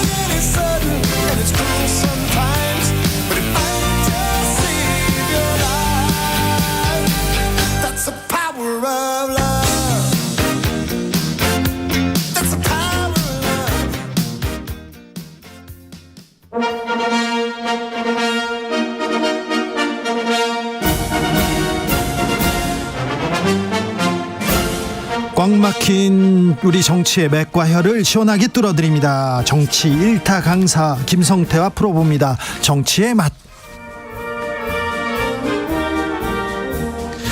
협치 전문 기술자, 분쟁 조절 해결사 김성태 국민의힘 상임의장님 모셨습니다. 어서 오세요. 예, 안녕하세요. 김성태입니다. 김성태 의장님이 방송 들어오기 전에 공부를 많이 하고 계시더라고요. 그래가지고 문답을 다 써놨어요. 그래서 질문지 안 보고 하겠습니다. 그렇게 하세요. 네. 근데 좀 전에 우리 주 기자님이 왜 이렇게 세게 나왔어요? 아니 좀 요즘 걱정이 많이 돼요. 그렇습니다. 사람이 그렇게 없어요. 네? 두루 좀 등용하셔야지. 그리고 또 왜 그런 분들만 쓰실지. 그런데요. 네. 자, 의장님. 네. 여야 대표 만납니까? 안 만납니까? 정책 토론 합니까? 안 합니까? 제가 지난번에도 이야기했듯이 네. 이 정치권은 사실상 문재인 대통령 때도 그랬고 네. 노무현 대통령 때도 그렇고 박근혜 대통령 이 흔히 말하는 영수회담이라는 거 이 자체를 예. 뭐 잘 안 해줘요. 보통 네, 그래요? 청와대에 있던 사람들이 보면은. 그럼 그 물꼬를 어떻게 뜨느냐. 네. 처음에는 원내 사령탑인 네. 여야 원내대표가 국정협의를 위해서 청와대 저 같은 경우도 네. 많이 들어가면서 대화를 많이 하면서 우리 당대표 만나서 국정 현안에 대한 좀 협조도 구하고 또 야당의 목소리도 제대로 좀 경청을 해라. 그렇게 하니까 그게 풀어지더라고요. 근데 의장님처럼 이렇게 대화해야 된다, 타협해야 된다 이런 사람이 목소리가 점점 작아져요. 지금 만나지 말자. 지금 여야 대표도 정책 토론도 안 될 것 같아요. 사실상 원내대표 우리 윤재욱 지금 국민의힘 원내대표 같은 경우는 제가 원내대표 할 때 수석 부대표를 하셔서 상당히 대화 타협 중시하는 분이고 저도 그분 당선되고 난 이후에 이제 민주당 원내대표하고 자네가 좀 소통을 많이 해가지고 네. 용산에서 뭐 국정 현안 뭐 실질적으로 국회 차원에서 협의가 있으면은 민주당 원내대표가 꼭 같이 들어가라 요청하면은 그래서 아마 우리 윤재욱 원내대표도 적극적으로 민주당 원내대표에게 제안을 하고 하자는데 그걸 이제 박가원 대표 입장에서는 당대표 영수회담부터 먼저 해달라 이제 이렇게 하고 이제 또 차일피일 되는 건데 민주당 입장에서도 이번에 인식 좀 바꾸면서 먼저 시작해보면은 달라져요 이게. 그러니까 아무튼 뭐 여야 대표 밥도 못 먹고 지금 정책 토론도 이게 못 너무 좀 꽉 막혀요. 네. 그러니까. 지금 뭐 대통령 거부권 계속 지금 이렇게 쓰고 있고요. 계속 여야 이렇게 갈등이 큽니다. 사회적 갈등이 이렇게 큰데 어찌 이 갈등을 해소해야 됩니까? 지금 대한민국이 OECD 가입 국가 중에서 이 사회적 갈등 비용이 가장 높은 국가예요. 아, 그렇습니까? 그러니까 GDP의 심지어 27%. 2, 3년 전에는 27%, 지금도 한 25% 선이에요. 그러니까 이걸 돈으로 환산하면요. 87조에서 한 90조 가까운. 아니 지금 다른 질문을 했는데 그러니까 지금 우발적인 질문을 했는데 데이터를 가지고 설명해가지고 제가 당황하고 있습니다. 그러니까 이런 엄청난 이 사회적 갈등 비용이 지금 현재 양산되는 게 그러니까요. 주 범인이 여의도예요. 정치권이 아닙니까? 맞습니다. 그러니까 정치권에서 갈등을 해소해야 될 거 아니에요. 그렇습니다. 그런데 이제 지금 현재 여소야대 정국에서 이재명 민주당 대표 체제가 절대 우위의 입법 권력을 가지고 있어요. 아이고 정권을 잡은 그러니까 대통령실과 여당의 책임이 더 크죠. 그러니까 주 기자 입장에서는 뭐 그렇게 이야기할지 모르지만은 국민들 입장에서 저 이야기도 좀 들어보세요. 그래서 이럴 때일수록 내가 이재명 대표라면은 대려 이 거대 입법 권력 가지고 협치 정국 만들면서 그리고 좀 이 노조라든지 시민사회단체 이런 쪽에서 사회적 대타협을 좀 주도하는 그런 정치력을 보여주면은 이재명 대표 달라집니다. 그런데 왜 지금 현재 봐요. 양곡법부터 그냥 간호사법 이제 계속해서 이제 뭐 방송법 이런 것들 그냥 입법 걸려가지고 국회에서 뭐 패스트트랙으로 그냥 이렇게 단독 의결 해가지고 넘기면은 또 헌법상의 대통령 권한이라는 거는 거부권을 행사할 수 있는 권한이 있는데 그러니까 이렇게 부딪히는 게 과연 이게 바로 사회적 갈등 비용이에요. 아니 그런데 이 정국은 이 나라는 정부 여당이 끌고 가는 거 아닙니까? 힘 있는 사람이 손을 내밀어야죠. 자, 대통령 권력은 절대적으로 힘이 있지만은 국회 입법 권력이 대한민국의 권력은 지금 대통령 권력보다 위에 있다 해도 과언이 아니에요. 사실입니다. 이거는. 그러니까 입법이 뒷받침되지 않은 정책이라든지 세제 개편 또 기업 규제 완화 있을 수가 없어요. 그런 측면에서 이재명 대표 입장에서는 엄청난 지금 권한을 가지고 있으면서 이걸 제대로 지금 행사하는 어떤 정치적 역량과 마인드가 너무 햅소해요. 자, 편입되고 이걸 나는 좀 고치면은 자. 민주당 국민 지지율 걱정 안 해도 될 거예요. 자, 대통령이 만약 지금 나라가 어렵다. 국제적 위기 속에서 외교 안보의 위기 속에서 지금 민생 경제 살려야 된다. 민주당이 도와주십시오. 우리 만납시다. 그리고 손을 내밀지 않습니까? 그러면 대통령 그리고 국민의힘 지지율 올라갑니다. 당연하게 네. 윤석열 대통령 인식도 많이 달라져 가지고 네. 그러니까 이제 원내대표 사령탑들 간에 여의도 부대표단까지 초치해 가지고 용산에서 이렇게 국정의 해난에 대해서 같이 논의하고 또 미국 순방한 결과도 또 여러분에게 보고하겠다 그러는데 네. 왜 그걸 야당이 민주당이 수용을 안 합니까? 제가 보면은 그렇게 한두 차례만 하면은 윤석열 대통령 영수회담 이거 피할 수 없어지는 겁니다. 오히려? 그렇죠. 그러니까 저 이야기대로 하면 민주당 입장에서 한번 해보세요. 달라집니다. 자, 그런데요. 사회적 갈등을 줄이자 이 얘기를 조금 더 해야 되겠습니다. 민노총에서 노조를 지금 정부와 여당에서 계속해서 너무 이렇게 압박하니까 우리는 집회로 맞설 수밖에 없다 이렇게 하면서 오늘도 큰 집회를 열었습니다. 그런데 불법 집회로 가면 무조건 처벌하겠다 이렇게 해서 강경 대응 이렇게 일변도인데 이러면 또 갈등이 또 고조되는 거 아닙니까? 그렇습니다. 지금 이제 이 노사 관계가 이렇게 최악의 관계로 네. 노정 관계죠. 이제. 네, 노정 관계. 사실상 기업 단위 이런 노사 관계에서보다는 지금 현재는 노정 관계가 갈등이 상당히 크게 정폭되고 있어요. 네. 여러 가지 요인이 있겠지만은 오늘도 지금 이제 대한문 앞에 네. 그리고 이제 청계천 광장 그리고 이제 삼각지 이런 데 분산해가지고 한 2만 명 정도가 지금 오후부터 집회를 하고 있어요. 이게 이제 엄청난 혼란입니다. 저 같은 경우도 이 방송 마침을 하면 좀 시내에서 정리 약속이 있었는데 포기해버렸습니다.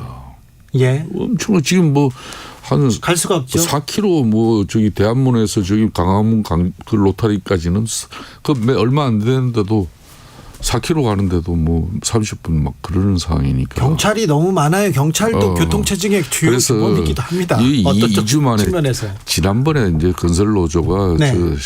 도심 집회 1박 2일 집회를 통해서 딱 2주 전입니다. 네. 그러니까 엄청난 국민들이나 서울 시민들에게 불편도 주고 또 불상사람 모습도 줬잖아요. 그런 측면에서 저는 왜 계속 극한 이 수단을 통해서 이게 집회 시위라는 것은 최종적인 종착역은 협상입니다. 네. 협상력을 좀 더 확고하게 가져가기 위해서 협상을 응해주지 않을 때 이럴 때 써먹는 게 이 집회 시위고 때로는 단식이고 때로는 삭발 이런 강경한 투쟁이 이루어지는 건데 이번 건설노조나 민주노총 금속노조의 집회의 최종 종착역은 이건 협상이 돼야 되는 거예요. 그런데 집회 시위로서 국민 생활이나 교통 불편 주고 윤석열 정권에 맞짝 뜨는 어떤 그런 강력한 어떤 의지만 이게 계속 보이면은 이거는 풀어지지가 않는 거죠. 자, 이렇게 이제 좋아요. 저는 이 정도 하면은 지금 노사민정 사회적 대타협을 통해서 그럼 윤석열 정권 입장에서 건설노조에 대한 자기 본인들은 탄압으로 받아지지만은 윤석열 정부 입장에서는 건설노조의 오랜 폐해를 갖다 척결하겠다는 건데 그런 측면에서 어떤 인식의 차이가 있으니까 이거는 이런 선까지 해 주시고 우리는 이렇게 개선해 나가겠다. 이런 것들이 타협이거든요. 대화의 테이블로 끌고 나와야죠. 그렇죠. 그래서 저 같은 경우도 비공식적이지만은 노조 후배들에게 많은 이런 이야기로 지난번 강원도에서 건설노조 또 그 강원도 조직의 부위원장이 분신으로 사망했지 않습니까? 정말 이 안타까운 일이거든요. 그래서 이제 좀 이런 때 이제 집회 시위 그래서 극한 대정부 투쟁 또 정권 퇴진 운동 한다고 지금 퇴진이 됩니까? 아무튼 민노총의 집회가 국민들한테 지지를 받고 있지 못합니다. 지금 때가 어느 때인데 길거리 막고 이렇게 네. 투쟁한다고 바꿔지지도 않습니다. 그런데 오죽하면 나왔겠냐 이렇게 생각하다가도 국민 불편이 너무 심하니까 또 나왔어 그러면서 이제 그만해라 이런 시각도 많습니다. 그러니까 민노총도 이제 답답하니까 자 답답해서 얘기해달라고 지금 나온 거 아니에요? 그래서 손을 잡아줘야지요. 그렇습니다. 우리 주 기자님 말씀 뭐 저는 일정 부분 동의를 합니다. 주 기자께서도 저 브라질 룰라 대통령 아시잖아요. 제가 2003년도에 당시 민주노총의 담병호 위원장하고 제가 초청을 받아갔어요. 아 그래요? 룰라 대통령 취임할 당시 2003년. 노동계 대표로 불렀군요. 노동대 대표 정치인들. 정말 오랜 장시간 비행 끝에 룰라 대통령 취임식에 참석했는데 그 룰라 대통령은 심지어 이 이제 볼트 가공하는 거기에서 손가락도 잘리면서 노동자였죠. 그렇게 하고 결혼한 지 8개월 만에 자기 부인이 이 질환을 앓았는데 폐질환을 앓았는데 가난해가지고 제대로 된 치료 한 번 못하고 8개월 만에 죽어요. 그래서 노동운동이 시작이 되는 사람인데 이런 사람도 막상 2003년도 대통령 취임하면은 많은 미국을 비롯한 서방에서 뭐 이 브라질 같은 경우는 이제 브라질 경제가 좌파 정책으로 위기에 몰릴 것이다. 그런데 웬걸요? 이 룰라 대통령이 시장 친화주의 정책을 펴요. 거기다가 각종 경제 규제를 완화시켜버리고 또 외국 자본 투자가 용이하게 만들어주고 주식가 그러니까 채권 시장에 외국 자본이 막 몰려왔어요. 그렇게 해서 수출이 증가하고 무역 수지가 증가하니까 일자리 증가되고 가장 브라질 노동자들이 먹고 살기 좋았던 때가 이때예요. 그렇죠. 자, 그래서 제가 지금 드리는 말씀도 그때 룰라 대통령 입장에서도 브라질 노동자의 임금의 평균 임금의 50배를 받는 당시 공무원 이 연금 같은 경우 막 획기적으로 계획을 해버려요. 그 왜 공무원 노조가 없겠습니까? 그러니까 노조 운동가 출신이지만은 이렇게 때로는 시장 친화적으로 하고 실용주의 정책을 통해서 경제 성장의 원동력도 만들고 그렇게 해서 성장과 분배가 이렇게 두 마리 토끼를 다 잡았거든. 그래서 지금 현재 우리 노동운동이 저는 진짜 장시간 저임금 노동에 절대적 뭐 군부 정권이나 과거에 보면은 진짜 노동 탄압에 노동을 악용 많이 했거든요. 지금은 그런 세상은 아니지 않습니까? 되려 양대 노총 이 지도자들이 지금 우리나라 같은 경우 금융 경제 위기 뭐 특히 이 양극화 너무 심해요. 아직도 대기업 정규직 중심의 이런 임금 복지 체계보다는 열악한 이런 중소 협력 하청 같은 경우는 임금의 60%밖에 가지 못하지 않습니까? 가까운 일본, 독일 비교가 안 돼요. 이런 거 좀 양대 노총이 좀 격차 줄여주면서 사회적 대타협을 지금 이때 노동계나 특히 민주당이 주도하면은요. 대한민국 확 달라집니다.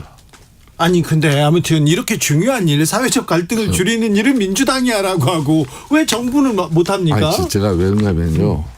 이게 이제 흔히 말하는 보수 정권 보수 집권을 하면은 노동이 저항이 노동계 저항이나 시민사회 저항이 엄청 세요. 그래서 유럽 선진국이나 뭐 외국에서도 보통 노동계획은 민주당 정권에서 진보 정당에서 좌파 정권 진보 정권에서 한 거예요. 아니 일리가 있어요. 근데 지금 국민의힘에서는 안보도 불안해요.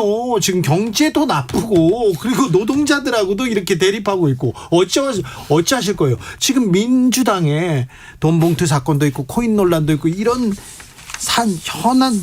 현안들이 이런 사건들이 많음에도 불구하고 국민의힘 한테 마음을 못 주고 있습니다. 무슨 말을 하시겠습니까? 그러니까 이제 뭐 윤석열 대통령 딱 취임 1주년 지났습니다만은 우선 불안했던 그러니까 이 안보 문제 이거는 이제 한일 관계 뭐 정상화를 통해서 또 한미 관계 동맹을 또 복원시키면서 뭐 동북아의 이런 확고한 안보 체계는 갖췄잖아요. 오늘 아침에 문자 받으셨잖아요. 더 불안한데요. 그러니까 이제는 민생하고 경제죠. 그런 측면에서 이 민생과 경제는 노동계의 절대적인 협조가 필요해요. 그러니까 이 필요한 걸 지금 이제 민주노총 입장이나 또 건설노조가 좀 시민이나 국민들을 볼모로 교통 그리고 또 뭐 이런 이동의 어떤 불편 이런 거 말고 그냥 뭐 대화 타협을 통해서 정부가 만일 그런 사회적 대타협의 장을 민주노총이나 또 한국노총이 이런 내셔널센터가 요구하는데 안 열어주면은 우리 국민들이 그냥 있으면 안 아니 되는 근데 거죠. 정치권이 열어줬습니까? 지금 열고 있습니까? 그걸 하자는 거예요. 강경 대응, 강경 진압 얘기만 나왔지 무슨 대타협 얘기가 나왔어요? 그래서 이 사회적 갈등을 양산시키는 지금 이제 정치권에서 이런 행위를 저는 중단한다고 봐요. 줄여줘야죠. 줄여줘야죠. 네, 이 갈등 줄여야죠. 네, 법안도 절대 법안 그냥 절대 의석 가지고 처리해버리니까 대통령은 이거는 헌법상에 나도 거부권 행사할 거야. 네. 이렇게 해서 맞충돌되면 그 피해는 국민들밖에 없는 거거든요. 네. 그래서 이걸 줄여주는 길은 협상. 그러니까 여의도 정치권부터 협치하고 예. 또 노정관계는 사회적 대타협을 위한 그런 노력을 해야 되는 거죠. 네. 요즘 민주당 뉴스만 계속 나옵니다. 뭐 국민의힘에서는 표정 관리를 하고 있는데 그렇다고 해서 국민의힘에서 뭘 잘한다는 뉴스는 찾아보기 힘듭니다. 그리고 뭐 김기현 대표는 어디 갔어요? 지금 사실상 이제 민주당 입장에서는 지금 송영길 돈봉투 사건에다가 김남국 코인에다가 뭐 하루도 멀지 않게 또 뭐 친명 비명 간에 또 갈등적인 목소리 내년 총선 앞두고 참 복잡합니다. 민주당도. 네. 그렇지만 이제 우리는 집권당이다 보니까 이제 윤석열 대통령의 국정 운영에 대한 이 신뢰가 국민적 신뢰가 확보되면은 좀 집권당은 그런 측면에서 좀 안정감만 유지하면은 국민들이 좀 웬만큼 점수를 줘요.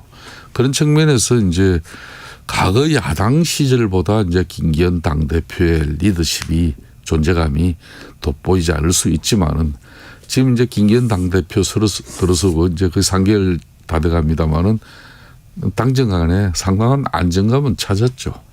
너무 안정감이 있어가지고 안 보이시는 건가요? 뭐 그렇게 이해하셔도 저는 뭐 무리는 아니라고 봅니다. 알겠습니다. 네. 아무튼 더 잘하는 모습, 정책을 이렇게 저는 국민의힘이 정책을 내놓고 민생 정책, 청년 정책 막 내놓고 이걸 가지고 토론하는 모습을 보고 싶습니다. 민주당이 계속해서 어떤 법안을 통과시키고 거부하고 이렇게 가는 정국에서는 또 벗어나야 될 거 아닙니까? 국민의힘도. 그렇습니다. 그렇기 때문에 뭐 윤석열 대통령에서 대통령 권한을 가지고 일방적으로 남용하고 또 편협되고 뭐 그런 국정 운영 방식을 통해서 야당이 들고 일어날 수밖에 없는 그런 상황이라면은 네. 뭐 집권당 내부에서도 대통령께 진언을 할 수 있는 그런 사회적 여건이 갖춰져야죠. 네. 그렇지만 그게 아니고 입법 권력과 대통령과 이 불필요한 이 소모전을 언제까지 장기화 가져갑니까? 이건 즉각 중단되어져야 돼요. 그렇죠. 그래서 국회 차원에서는 네. 여야 간에 어렵지만은 이 많은 민생 법안들, 대치 법안들 될 수 있으면 합의로 처리하는 거고 네. 또 그런 측면에서 뭐 또 대통령께서도 또 어렵지만은 네. 여야 간의 협치를 이끌어내는 그런 국정 운영을 또 해나간다면은 좀 달라지겠죠. 김성태 의장님 같은 분이 많아야 되는데 김성태 의장님 같은 분이 국민의힘에서 힘을 얻어야 되는데 그런 문자가 많이 오고 있습니다. 김성태 국민의힘 중앙위원회 상임의장이었습니다. 감사합니다. 예, 감사합니다. 정치 피로, 사건 사고로 인한 피로, 고달픈 일상에서 오는 피로. 오늘 시사하셨습니까? 경험해보세요. 들은 날과 안 들은 날의 차이. 여러분의 피로를 날려줄 저녁 한 끼 시사. 추진우 라이브.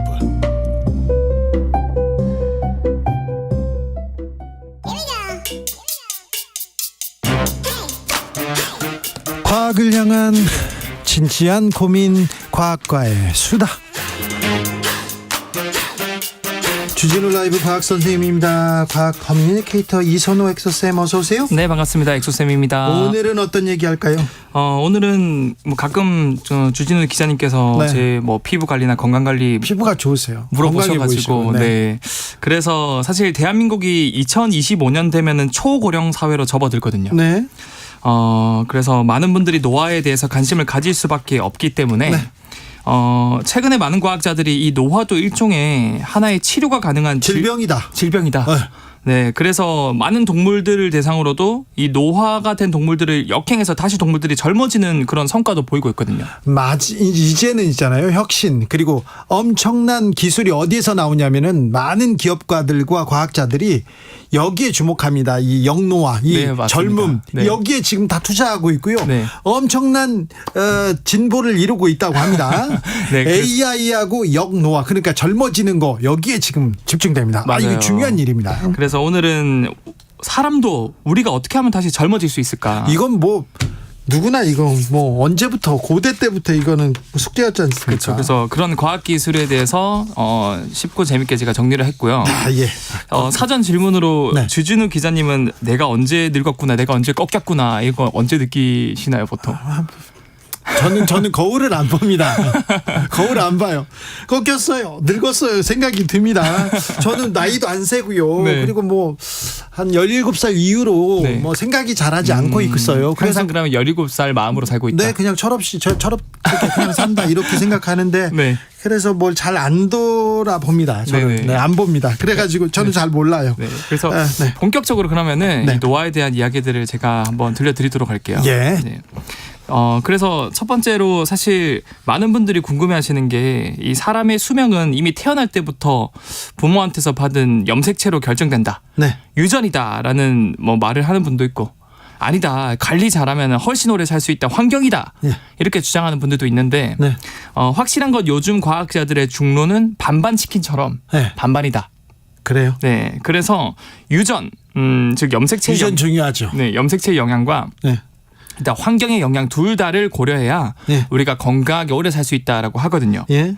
먼저 유전 염색체의 관점에서 제가 말씀드리자면 보통 우리가 어릴 때 레고 만들 때 이 레고 안에 설명서가 제대로 없거나 찢어져 있으면은 레고를 제대로 못 만드는 것처럼 네.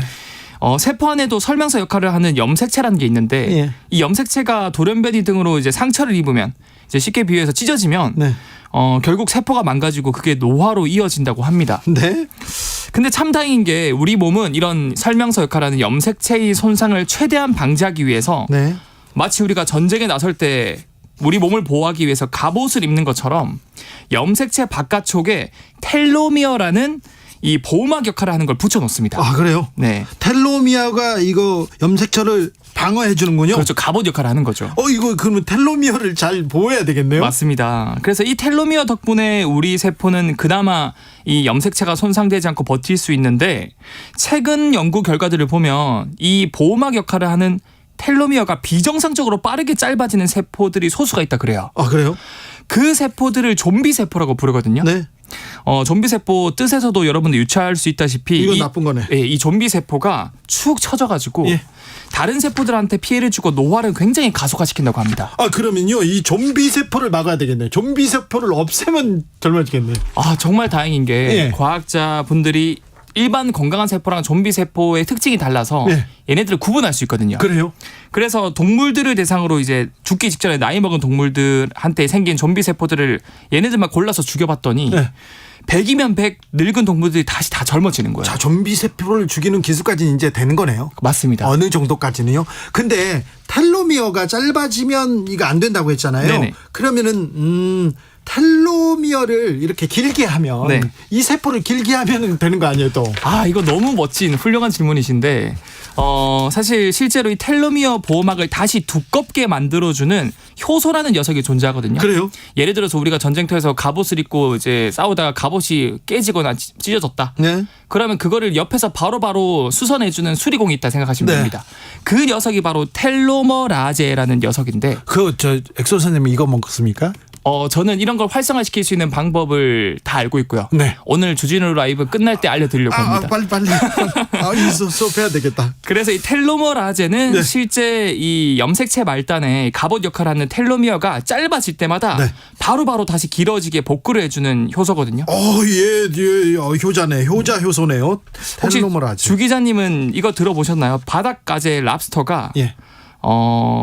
얘가 나이가 몇 살인지 알 수가 없대요. 바다에서 얘를 잡으면. 100살, 200살, 300살, 400살까지 산답니다. 맞아요. 네. 이게 아까 말씀드린 것처럼 이 텔로미어를 복구해주는 텔로머라제가 네. 바닷가재는 활성도가 굉장히 높다 그래요. 저희 논문 읽었어요. 예, 외국 잡지에 실렸는데 네. 너무 재밌게 읽었어요. 네, 그래서 이 텔로머라제라는 효소를 사람한테도 적용해보자. 네. 이런 것들을 지금 많은 연구 그룹에서 연구를 하고 있는 거죠. 지금 이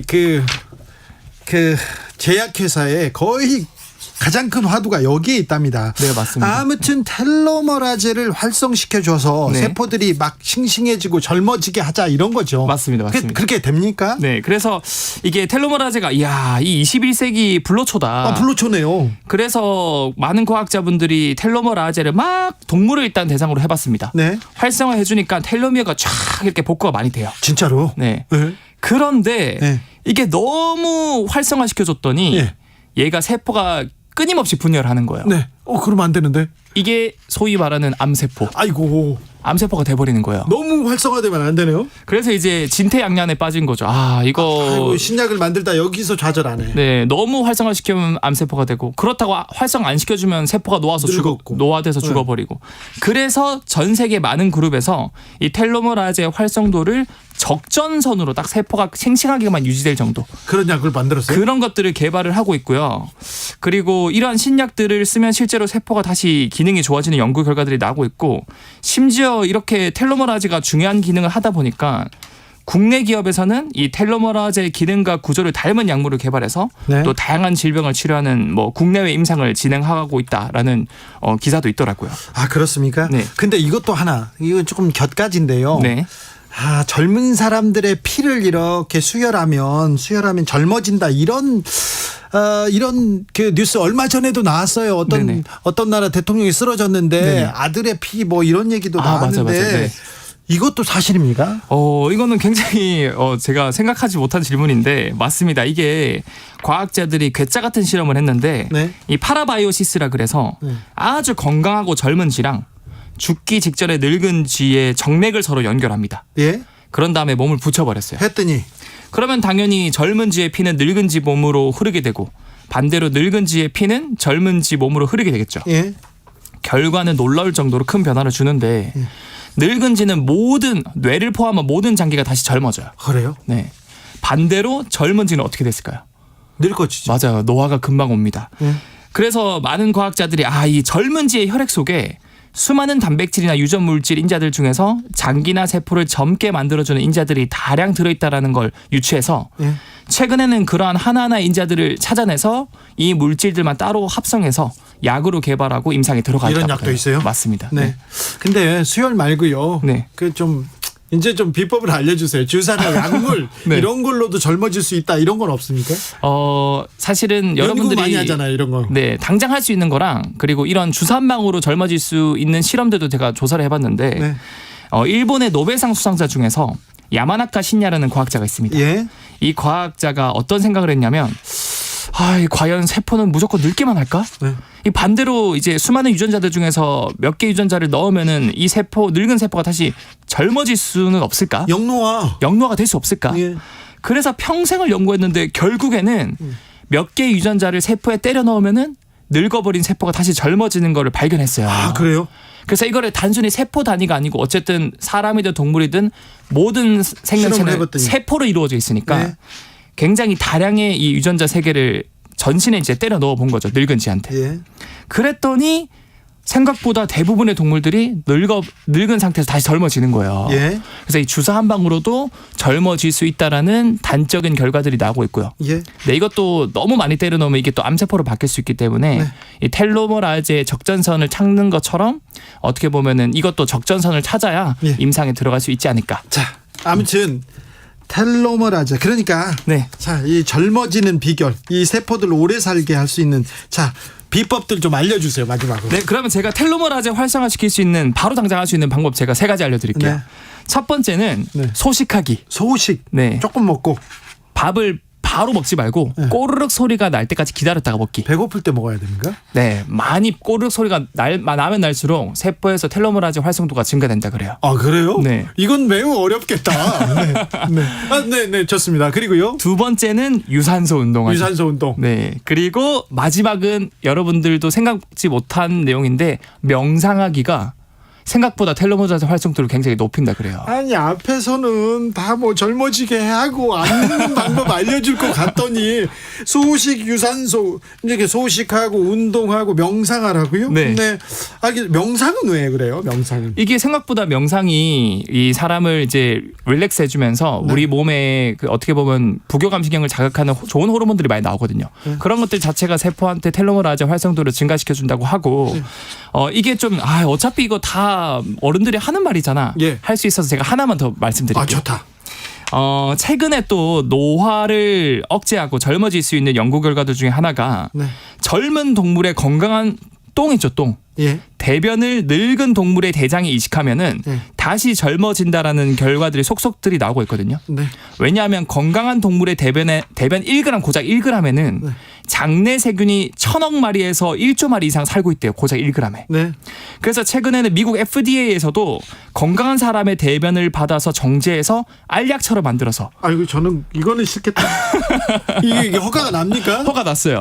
중증 우울증 환자 치료 용도로 지금 승인이 났고요. 근데 우리가 당장 대변 이식을 먹거나 이식 받을 수는 없으니까 이거 말고 장내 세균을 우리가 먹을 수 있는 방법은 요거트 먹기. 그다음에 유산균 먹기 있지 않습니까? 근데 이런 거 자체가 단순히 대장 건강이 아니라 여러분들의 세포를 다시 젊게 만들어줄 수 있다라는 결과들도 나오고 있으니까. 소식, 유산소, 명상 거기에 요거트 퍼먹기. 소타임님께서 조금 전에 2그릇 먹었습니다. 잘하셨어요. 행복하게 잘 먹는 게 좋은 것 같아요. 이선호 엑서쌤이었습니다. 감사합니다. 네, 감사합니다. 교통정보센터 다녀올까요? 임초희 씨. 네, 이 시각 퇴근길 교통정보입니다. 현재 경부고속도로 서울 쪽 경부 동탄터널 안에는 버스 관련 사고가 1시간 넘게 처리가 안 되고 있습니다. 뒤로 동탄 분기점부터 정체 심하고요. 이후에는 기흥 그리고 양재에서 반포나들목까지 막힙니다. 올림픽대로 공항 쪽으로는 동호대교부터 가양대교 사이에 차가 많은데요. 한남대교 부근 4차로에서는 사고가 나면서 동호대교부터 정체가 심해졌습니다. 강변북로 구리 쪽으로는 방화대교에서 양화대교, 다시 서강대교에서 구리시계까지 긴 구간 퇴근 정체 이어지고요.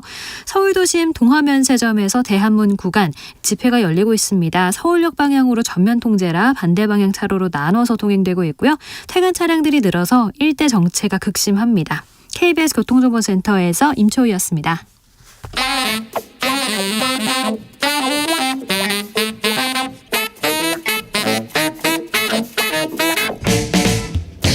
세계는 넓고 이슈는 많다. 우리의 시야를 국제적으로 넓혀보겠습니다. 국제 뉴스, 국제 이슈 다 덤벼라. 지금은 글로벌 시대.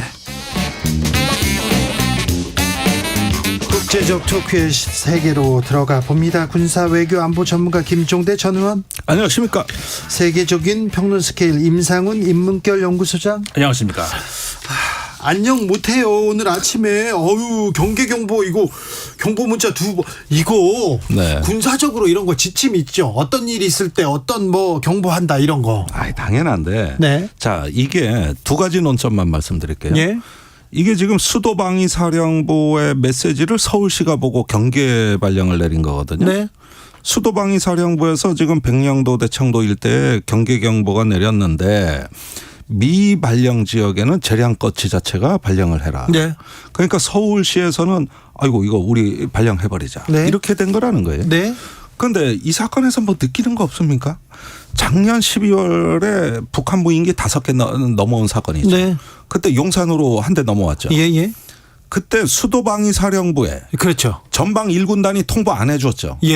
그래가지고 까맣게 모르고 있다가 자체 레이더로 탐지해가지고 대응해서 합참에 보고를 하니까 알고 있어. 전방에서 탐지해서 이래 황당한 사건 벌어진 일이 있었죠. 그래서 과오자 색출한다고 난리 났었지 그때요. 자, 그때는 수도방위사령부가 가장 이거 대응 주체이기 때문에 먼저 알려줬어야 되는데 안 알려주고 그 뒤에 혼찌검 나고 이제 한번 이거 막 압수수색하고 조사하고 난리 났지 않습니까? 그 다음에 로켓은 수도방위사령부가 대응부대가 아니에요. 여기는 참고하는 부대지. 그거는 합참에서 우리 이런 대응 부대가 따로 돼 있고 그럼 수도방위사령부에는 이걸 해줄 이유가 없어요. 그러나 참고하라고 준 거예요. 그런데 그때 그 전파가 안 됐다는 그 교훈을 학습해 버렸잖아요. 이제는 다 이제는 저 신속하게 전부 이렇게 해서 나중에 문책을 또 그 대비하려고 했던 거 아닙니까? 그러니까 서울시는 또 받자마자 해버린 거예요. 그러니까 이게 안보에 신중함이 결여돼 있고 과거에 문책 받을까봐 하는 교훈만 그 가져온 거라 이겁니다. 거기에다 두 번째 보십시오. 네. 네이버는 왜 먹통입니까? 그러게요. 저기 카톡 그 먹통 사태 작년 10월 기억나시죠? 예. 그리고 그때 용산에서 한 일이 뭡니까? 대통령이 한 얘기가 뭐죠? 이런 먹통 사태가 국가 안보 문제다. 이 사회 사이버망에 대해서 국가 안보 차원에서 접근해라. 그래가지고 용산에서 범정부 사이버 안전 대책 TF 만들었죠. 예. 바로 이런 사태 예방하려고 만든 거죠. 근데 먹통이에요. 먹통이에요. 예. 그러니까 긴급하면 KBS에서 분명히 이런 비상사태고 대피하면은 주간지 재난방송을 해야 되거든. 재난방송합니다. 근데 그건 안 했단 말이에요. 그럴 사태가 아니니까. 네. 그런데 서울시는 대피하라 그랬단 말이에요. 그럼 시민들이 심리적으로 뭐부터 보겠습니까? 당연히 인터넷 들어가 속보 떴나 이거 확인하려고 할 거 아닙니까? 근데 네이버 들어가니까 먹통에서 더 불안했어요. 먹통인데 전국도 아니고 서울시만 이게 해당되는 건데도. 자, 이게 이런 거 작년에 고친다고 그 범정부 사이버 TF 안 만들었습니까? 그래가지고 그 먹통 사태 해결한다고 안 그랬습니까? 근데 보십시오. 과거에는 경보 발령 안 해서 문제인데 이번엔 해서 문제. 그다음에 사이버의 어떤 그 인프라는 그때도 마비 지금도 마비. 그럼 도대체가 작년 10월부터 해가지고 지금까지 뭘 개선했냐는 거예요. 언제는 또 발령해서 문제, 언제는 안 해서 문제. 이태원 참사 때는 또 어쨌고. 이게 난 이해가 안 가는 거예요. 이게 말로만 안보를 하고 있다고 지금. 자, 질문 하나 더 있습니다. 북한의 발사체를 2시간 만에 찾았어요. 네. 이번에는. 네. 근데 지난번에 천안함 어뢰 있지 않습니까? 네. 한 달 만에 찾았잖아요. 네. 이건 왜 그럴까요? 전혀 다릅니다. 이번에 로켓 발사는 예고돼 있었고 로켓이 어디로 간다고 사전 통지돼 있었고 그걸 쏜다는 걸 알고 미리 정보 자산을 동원해 가지고 탐지하고 있었고 추적하고 있었고 심지어 일본은 미사일 요격 자산가 있었고 이건 시험 문제가 내일 모레 언제 시험을 보는데 시험 범위는 어디고 시험은 여기서 많이 나고 이거 알려준 거고 천안함 사건은 깜깜한 밤에 안 보이는 데서 그때 당시에 정부조차도 누가 했는지 몰랐고 어디서 했는지 몰랐고 그때하고 지금하고는 다르죠. 이거는 답이 정해진 그 상황이고 그때 당시엔 불시에 일어난 사건이었단 말입니다. 네. 예, 어두운 밤바다에서 다르죠. 그리고 바닷속에 가라앉은 거 그거 쌍끌이 여선으로 건진 건데 이거는 부유물이잖아요. 네. 예, 어떻게 갔습니까 이게? 자, 알겠습니다. 한 가지만 추가로 말씀을 드리고 싶은 것이 서울시에서 이제 그 해명을 내놨잖아요. 네. 그러니까 이런 상황에서는 이제 과잉이라 싶을 정도의 대응을 해야 된다라고 시장이 직접 이야기를 했는데 뭔가 이제 그 행정적인 착각을 하고 있는 것 같아요. 아니면 그래요? 잘못 알고 있는 것. 근데 그러니까 이게 대응을 얼마큼 해야 되느냐 말아야 되느냐 이런 문제가 될 수 있잖아요. 그런데 이제 과잉이라 싶을 정도의 대응을 하는 것은 집행하는 쪽에서의 일 처리를 얘기하는 것이지 그 지시나 통보나 무슨 그렇죠. 발송하는 걸 과잉하는 거는 그 해당 사항이 아니에요. 이건 시민들 불안하게 만드는 그러니까 거죠. 이거는 오히려 역효과 나중에 역효과 난다고요. 이렇게 그렇죠. 되면은 재난 그 문자 오는 그거 끌 수가 있단 말이에요. 그래요. 이거 꺼버려요 사람들이. 이거 자꾸 쓸데없이 날아오면. 아니 그렇게 준비를 거기서 일을 더 열심히 해야 되는 거지. 그러니까. 시민들한테 이걸 보내는 거는 이거는 각별히 조심하셔야죠. 그러니까 이 정부가 무언가 신속하게 압도적으로 대응해야 된다는 강박관념이 있는 거 아니냐. 신중하고 정확하게 판단하고자 하는 노력이 결여되고 자꾸 무엇에 압박을 느끼듯이 이런 식으로 대처를 한단 말입니다. 이게. 아무튼 이 정부에서 안보 하고 있는데 좀 불안합니다. 국민 입장에서는 오늘 아침에 불안했습니다. 우리 괜찮은 걸까? 정부에서 이렇게 지침을 주지 않아도 되나 이런 생각도 했습니다. 그런데 일본과 북한은 확실히 좀 분위기가 바뀌었어요. 바뀌었습니다. 이제 이렇게 로켓을 발사해서 경색되는 것 같지만 이런 강경한 흐름의 이면에는 또 온건한 흐름도 있는 강원의 그 공존 시대입니다. 일본한테 먼저 통보해 줬잖아요. 예, 그런데 제가 국회 가서 모 국회의원한테 요전에 급히 보자 그랬는데 이분이 연초에 일본을 다녀왔는데 일본하고 북한이 마쿠 접촉이 요즘 활발하다. 이런 소식을 전해주더라고요. 그 이후로도 계속 소식을 듣고 있었어요. 사실 작년 9월에 유엔 총회에서 기시다 후미오 총리가 김정은 위원장을 조건 없이 만나겠다는 이야기를 했습니다. 네. 그 이후로 우회 접촉, 막구 접촉이 있었다는 거예요. 네. 그리고 나서 이제 이번에 그 납북자 그 촉구 송환 촉구 결의 대회 가서 또 그 발언이 나온 거거든요. 그래서 북한이 이틀 만에 바로 답변이 나왔어요. 전 이게 이례적이라는 거 오히려. 그렇다. 지금 짜고 치는 뭐라고 손뼉이 지금 마주치고 있어요. 예. 왜 못 만나냐? 만날 수 있다. 그렇죠. 이렇게 답변을 하는 거예요. 예. 그래서 이게 보니까 이게 그 동북아의 벌써 국제 질서가 새판짜기. 그러면서 미국과 중국이라는 패권국과 도전국이 강대국의 영향력이 약화되면서 이런 힘의 공백에서 누군가 우리가 한번 주변 정세를 주도해보자는 경쟁이 붙었고, 그러다 보니까 저기 단순히 진영이나 블록 안에서 안주하는 것이 아니라 자기가 대국 정치를 한번 해보겠다. 내가 한번 주변 정세를 주도해보겠다. 자꾸 일본이 이러면서 아이돌 스타 꿈을 꾸고 있어요. 지금 기시다의 어깨에 힘이 들어갔어요. 지금 자꾸 움직이기 시작했어요. 내가 봐도 아이돌 스타 같아요. 그래요? 뭐 외교 천재, 뭐 또 주가 올라, 뭐 지지율 올라, 뭐 지금 그런 어떤 그 느낌이 든단 말이에요.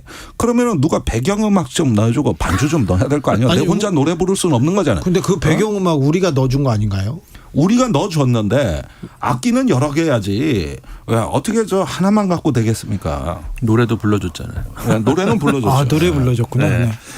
그러니까 이게 지금 전체적으로 우리가 그 우리 코너도 이제 국제 뉴스 코너입니다만은 국제적인 시각을 좀 넓게 볼 필요가 있거든요. 지금 의원님 지적해 주셨는데 그 우리가 이제 한미일 공조 여기에 이제 틀에 갇혀 가지고 뭐 찰떡 뭐 물 셀 틈 없는 빛 셀 틈 없는 이런 얘기가 자꾸 나오는데 지금 말씀하신 것처럼 일본도 그렇고 조금만 우리가 시각을 그 더 바깥쪽으로 돌리면은 이번에 튀르키예 대선도 있었습니다만은 튀르키예도 그렇고 좀 더 밑으로 내려가서 그러니까 서아시아 전체적으로 사우디아라비아의 미국과의 관계도 그렇고 남미도 그렇고 전체적으로 지금 그 우리가 언론에서 최근에 이제 이런 얘기들 많이 하죠. 신냉전이다. 그럼 과거에 그런 그 어떤 공산 진영과 민주 진영 간의 어떤 양립되어 있는 어떤 그런 체제로 오해를 할 수가 있는데 신냉전이라는 말에 너무 현혹되면 안 된다는 것이 지금은 다극 체제로 가고 있는 그런 것들이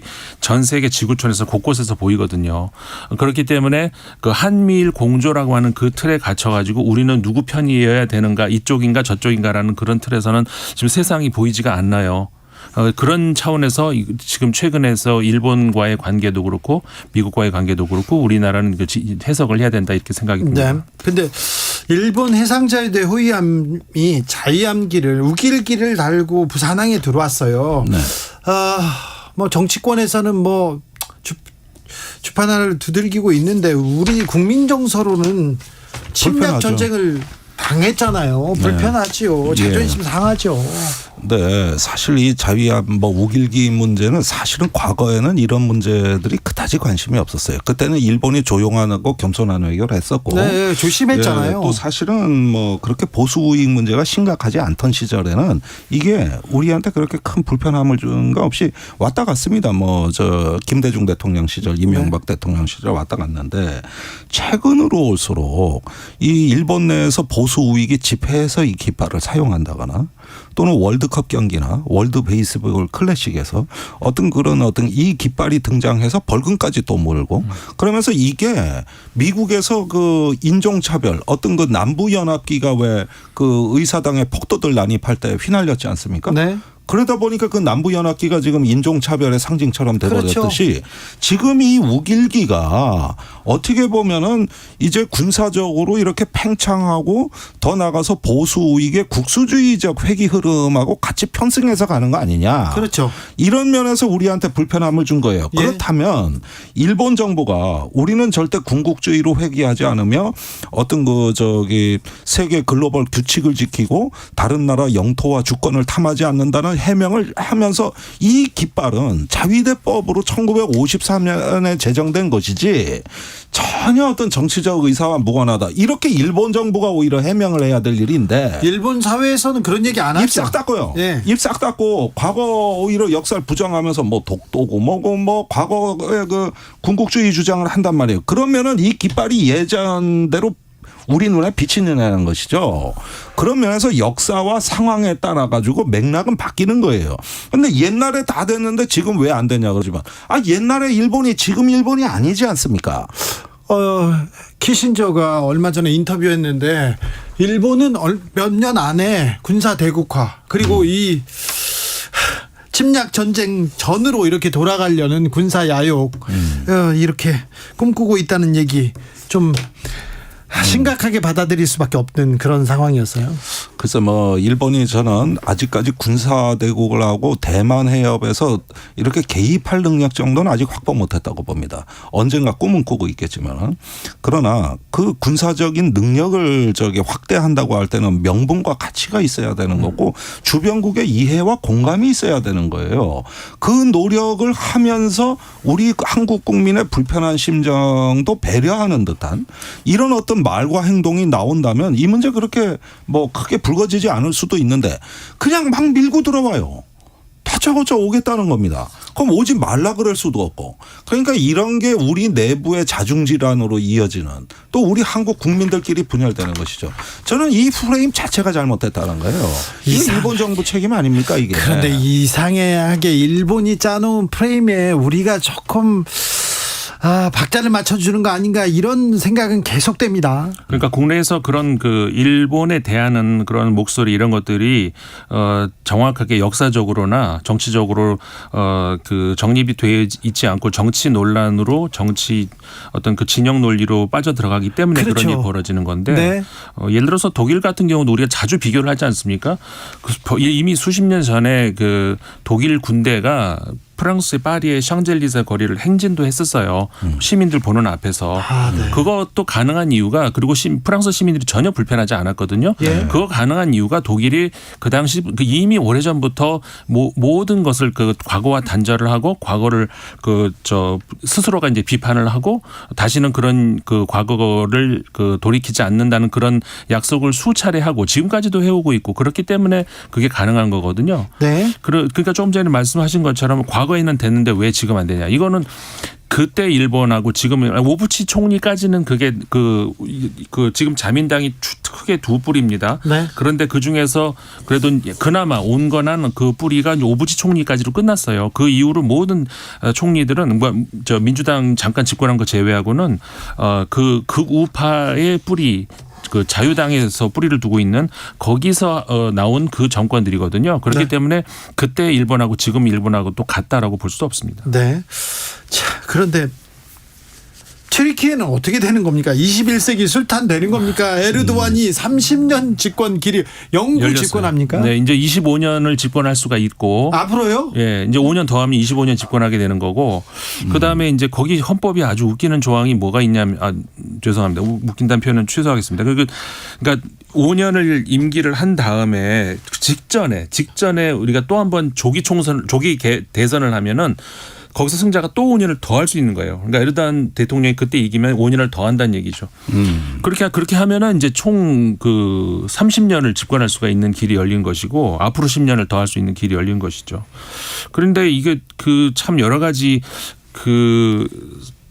이번에 볼 수 있는 것이 거기도 우리 흔히 여촌야대 이런 얘기 하잖아요. 그러니까는 시골 지역은 보수 성향이 더 강하고 도시 지역은 그 진보 성향이 더 강한 것이 거기도 여전히 여실히 그대로 드러났는데 지역적으로도 서쪽이 도시가 많고 이 동쪽이 그 시골 지역이 많거든요. 그 분석을 해보면 그대로 나타나고 그런 것들이 어지간해서 변하지 않는다. 이걸 그대로 한번 보여준 것이고 그 에르도안 현 대통령이 총리 시절에는 그래도 경제가 괜찮았습니다. 한 10년 정도는. 근데 그게 전부 어떻게 보면은 그 보기에 따라서는 이 건설, 부동산 여기에 근거해 가지고 모든 외자를 가지고 온 것을 전부 거기다 쏟아부었거든요. 근데 그게 나중에 이제 거품으로 다 무너지고 그렇지 않았습니까? 근데 그런 것들이 그 과거 향수 거기에 이제 국민들이 많이 젖어 있는 것 같고 또 하나는 더 길게 보면은 이제 아까도 우리가 다극화 제가 말씀드렸습니다마는 튀르키예 우리도 목소리 좀 낼 때 되지 않았느냐? 과거에 우리는 오스만의 후예다. 이런 목소리들이 자꾸 어떤 그 21세기 술탄 이런 것에 대해서 국민들이 전혀 불을 하지도 않고 그래요. 부끄럽지 않아요. 오히려 그러고 싶어하는 것이죠. 러시아의 푸틴 대통령처럼. 이런 것들이 전 세계 곳곳에서 보이는 것이 좀 우려스럽습니다. 푸틴하고 정신 세계와 문화가 유사해 보입니다. 네. 아이고. 예. 푸틴 러시아 대통령이 좋아하더라고요. 에르도안 됐다고 하니까. 그런데 저기 남미는 지금 어떻게 움직이고 있습니까? 룰라를 중심으로 남미가 지금 미국에 맞서자 국제 질서를 좀 재편하자 이런 움직임이 있는 것 같습니다. 12개 나라가 이번에 모였죠. 근데 남미가 물론 그 똑같은 한 목소리로 움직이지는 않습니다. 그 안에도 이제 큰 블록이 어떤 그 우파 쪽으로 흘렀다 좌파 쪽으로 흘렀다 그러기도 하고 지금 전통적으로 이제 콜롬비아 같은 경우에는 전통적으로 친미 그런 어떤 성향이 강하고 친미가 세죠. 그리고 남미는요. 그러니까 다 그렇진 않죠. 네. 콜롬비아 같은 경우가 그렇고 칠레 같은 경우가 좀 그렇고 아르헨티나, 브라질 이런 게는 왔다 갔다 하지 않습니까? 그런데 지금 현재 룰라 대통령이 중심이 돼가지고 말씀하신 것처럼 남미도 뭔가 하나 이렇게 목소리를 만들어야 되지 않겠느냐 이런 움직임이 나오고 있어요. 그래서 이제 특히 그 아르헨티나 큰 나라가 아르헨티나, 브라질 두 나라 아니겠습니까? 이 두 나라 같은 경우에도 중국하고는 이제 거래할 때 달러 쓰지 말자. 직접 우리 돈으로 하자. 그래가지고 외환화로 거래를 직접 한다든가. 그 아르헨티나도 지금 경제가 굉장히 어려운데 그러다 보니까는 이 스와프 협정을 뭐 과거부터 하고 있었지만 중국하고 그 중국 외환화하고 그 아르헨티나 돈하고를 그 스와프 협정의 그 범위를 더 넓히겠다. 네. 더 이상 이제 달러 부족 현상으로 우리가 그 고생하는 이런 거 그 빈 공간을 그냥 외환으로 메우겠다. 이제 이렇게 나가고 있거든요. 이런 것들이 그 전체적으로 달러의 약화 현상 이런 것들하고 우리가 맞물려서 좀 봐야 되는데 당장 뭐 달러를 대체할 수 있는 뭐가 그러진 않겠죠. 그렇게 그런 세상이 오지는 않는데 다만 그 조금씩 그러니까 2000년 이후로 잠시 그 달러가 굉장히 70% 이상까지 올라갔다가 지금 점점 떨어지고 있는 현상 이거는 우리가 같이 눈여겨봐야 되는 것이고 다극화 이것도 경제 차원에서도 봐야 된다 이렇게 봅니다. 미중 전략 경쟁에 대한 피로감이 있는 것 같아요. 네. 예, 그러니까 자꾸 저런 어떤 강대국 정치에 휩쓸려 가기에는 우리도 지역주의로 맞서는 게 낫지 않느냐. 이런 어떤 인식들이 있는 것 같아요. 다른 길을 좀 찾아보자. 외교에서 그렇게 뭐 사우디아라비아도 그렇고요. 이스라엘 그렇고요. 그렇습니다. 그리고 남미도 그렇고 다른 길을 다각적으로 실용적인 길을 찾는데 우리는 어떤 길을 찾고 있는지 참 걱정이 됩니다. 저기 우크라이나 전쟁은 어떻게 됩니까? 저는 그 우크라이나 키이우에 그동안에 러시아의 드론 공격이 엄청났지 않습니까? 네. 이란제 샤헤드 드론이 엄청나게 있는데 이번에 모스크바에 그 드론 공격이 8대가 갔는데 이건 뭐 다 격추했다건 그럽니다만은 상당히 어떤 그 자살 드론으로 고폭탄을 싣고 있었던 것 같아요. 네. 그러니까 제가 이 양상을 보면은 이제 그 공격받은 방식대로 되돌려주는 방식이거든요. 또 상대방의 수도를 타겟으로 삼았다. 이게 이제부터 그 초여름에 우크라이나 전행의 좀 나쁜 신호라고 보여집니다. 아, 그래요? 예, 어차피 우크라이나는 대공세를 예고하고 있었고 그런 만큼 어떤 여름쯤에 또 상당히 전쟁의 강도가 높아지지 않을까 이런 생각이 듭니다. 평화를 빌고 있는데 또 전쟁이 또 격화된다고요. 그러니까 우크라이나로 인한 공급망의 2차 위기가 올 수도 있어요. 예, 지금 겨우 많이 수습은 해놓고 겨울은 잘 넘겼다 그랬는데 지금 이게 격화가 되면 또 몰라요. 김종대, 임상훈 두 분 감사합니다. 감사합니다. 저는 내일 다시 돌아오겠습니다. 주진우였습니다. KBS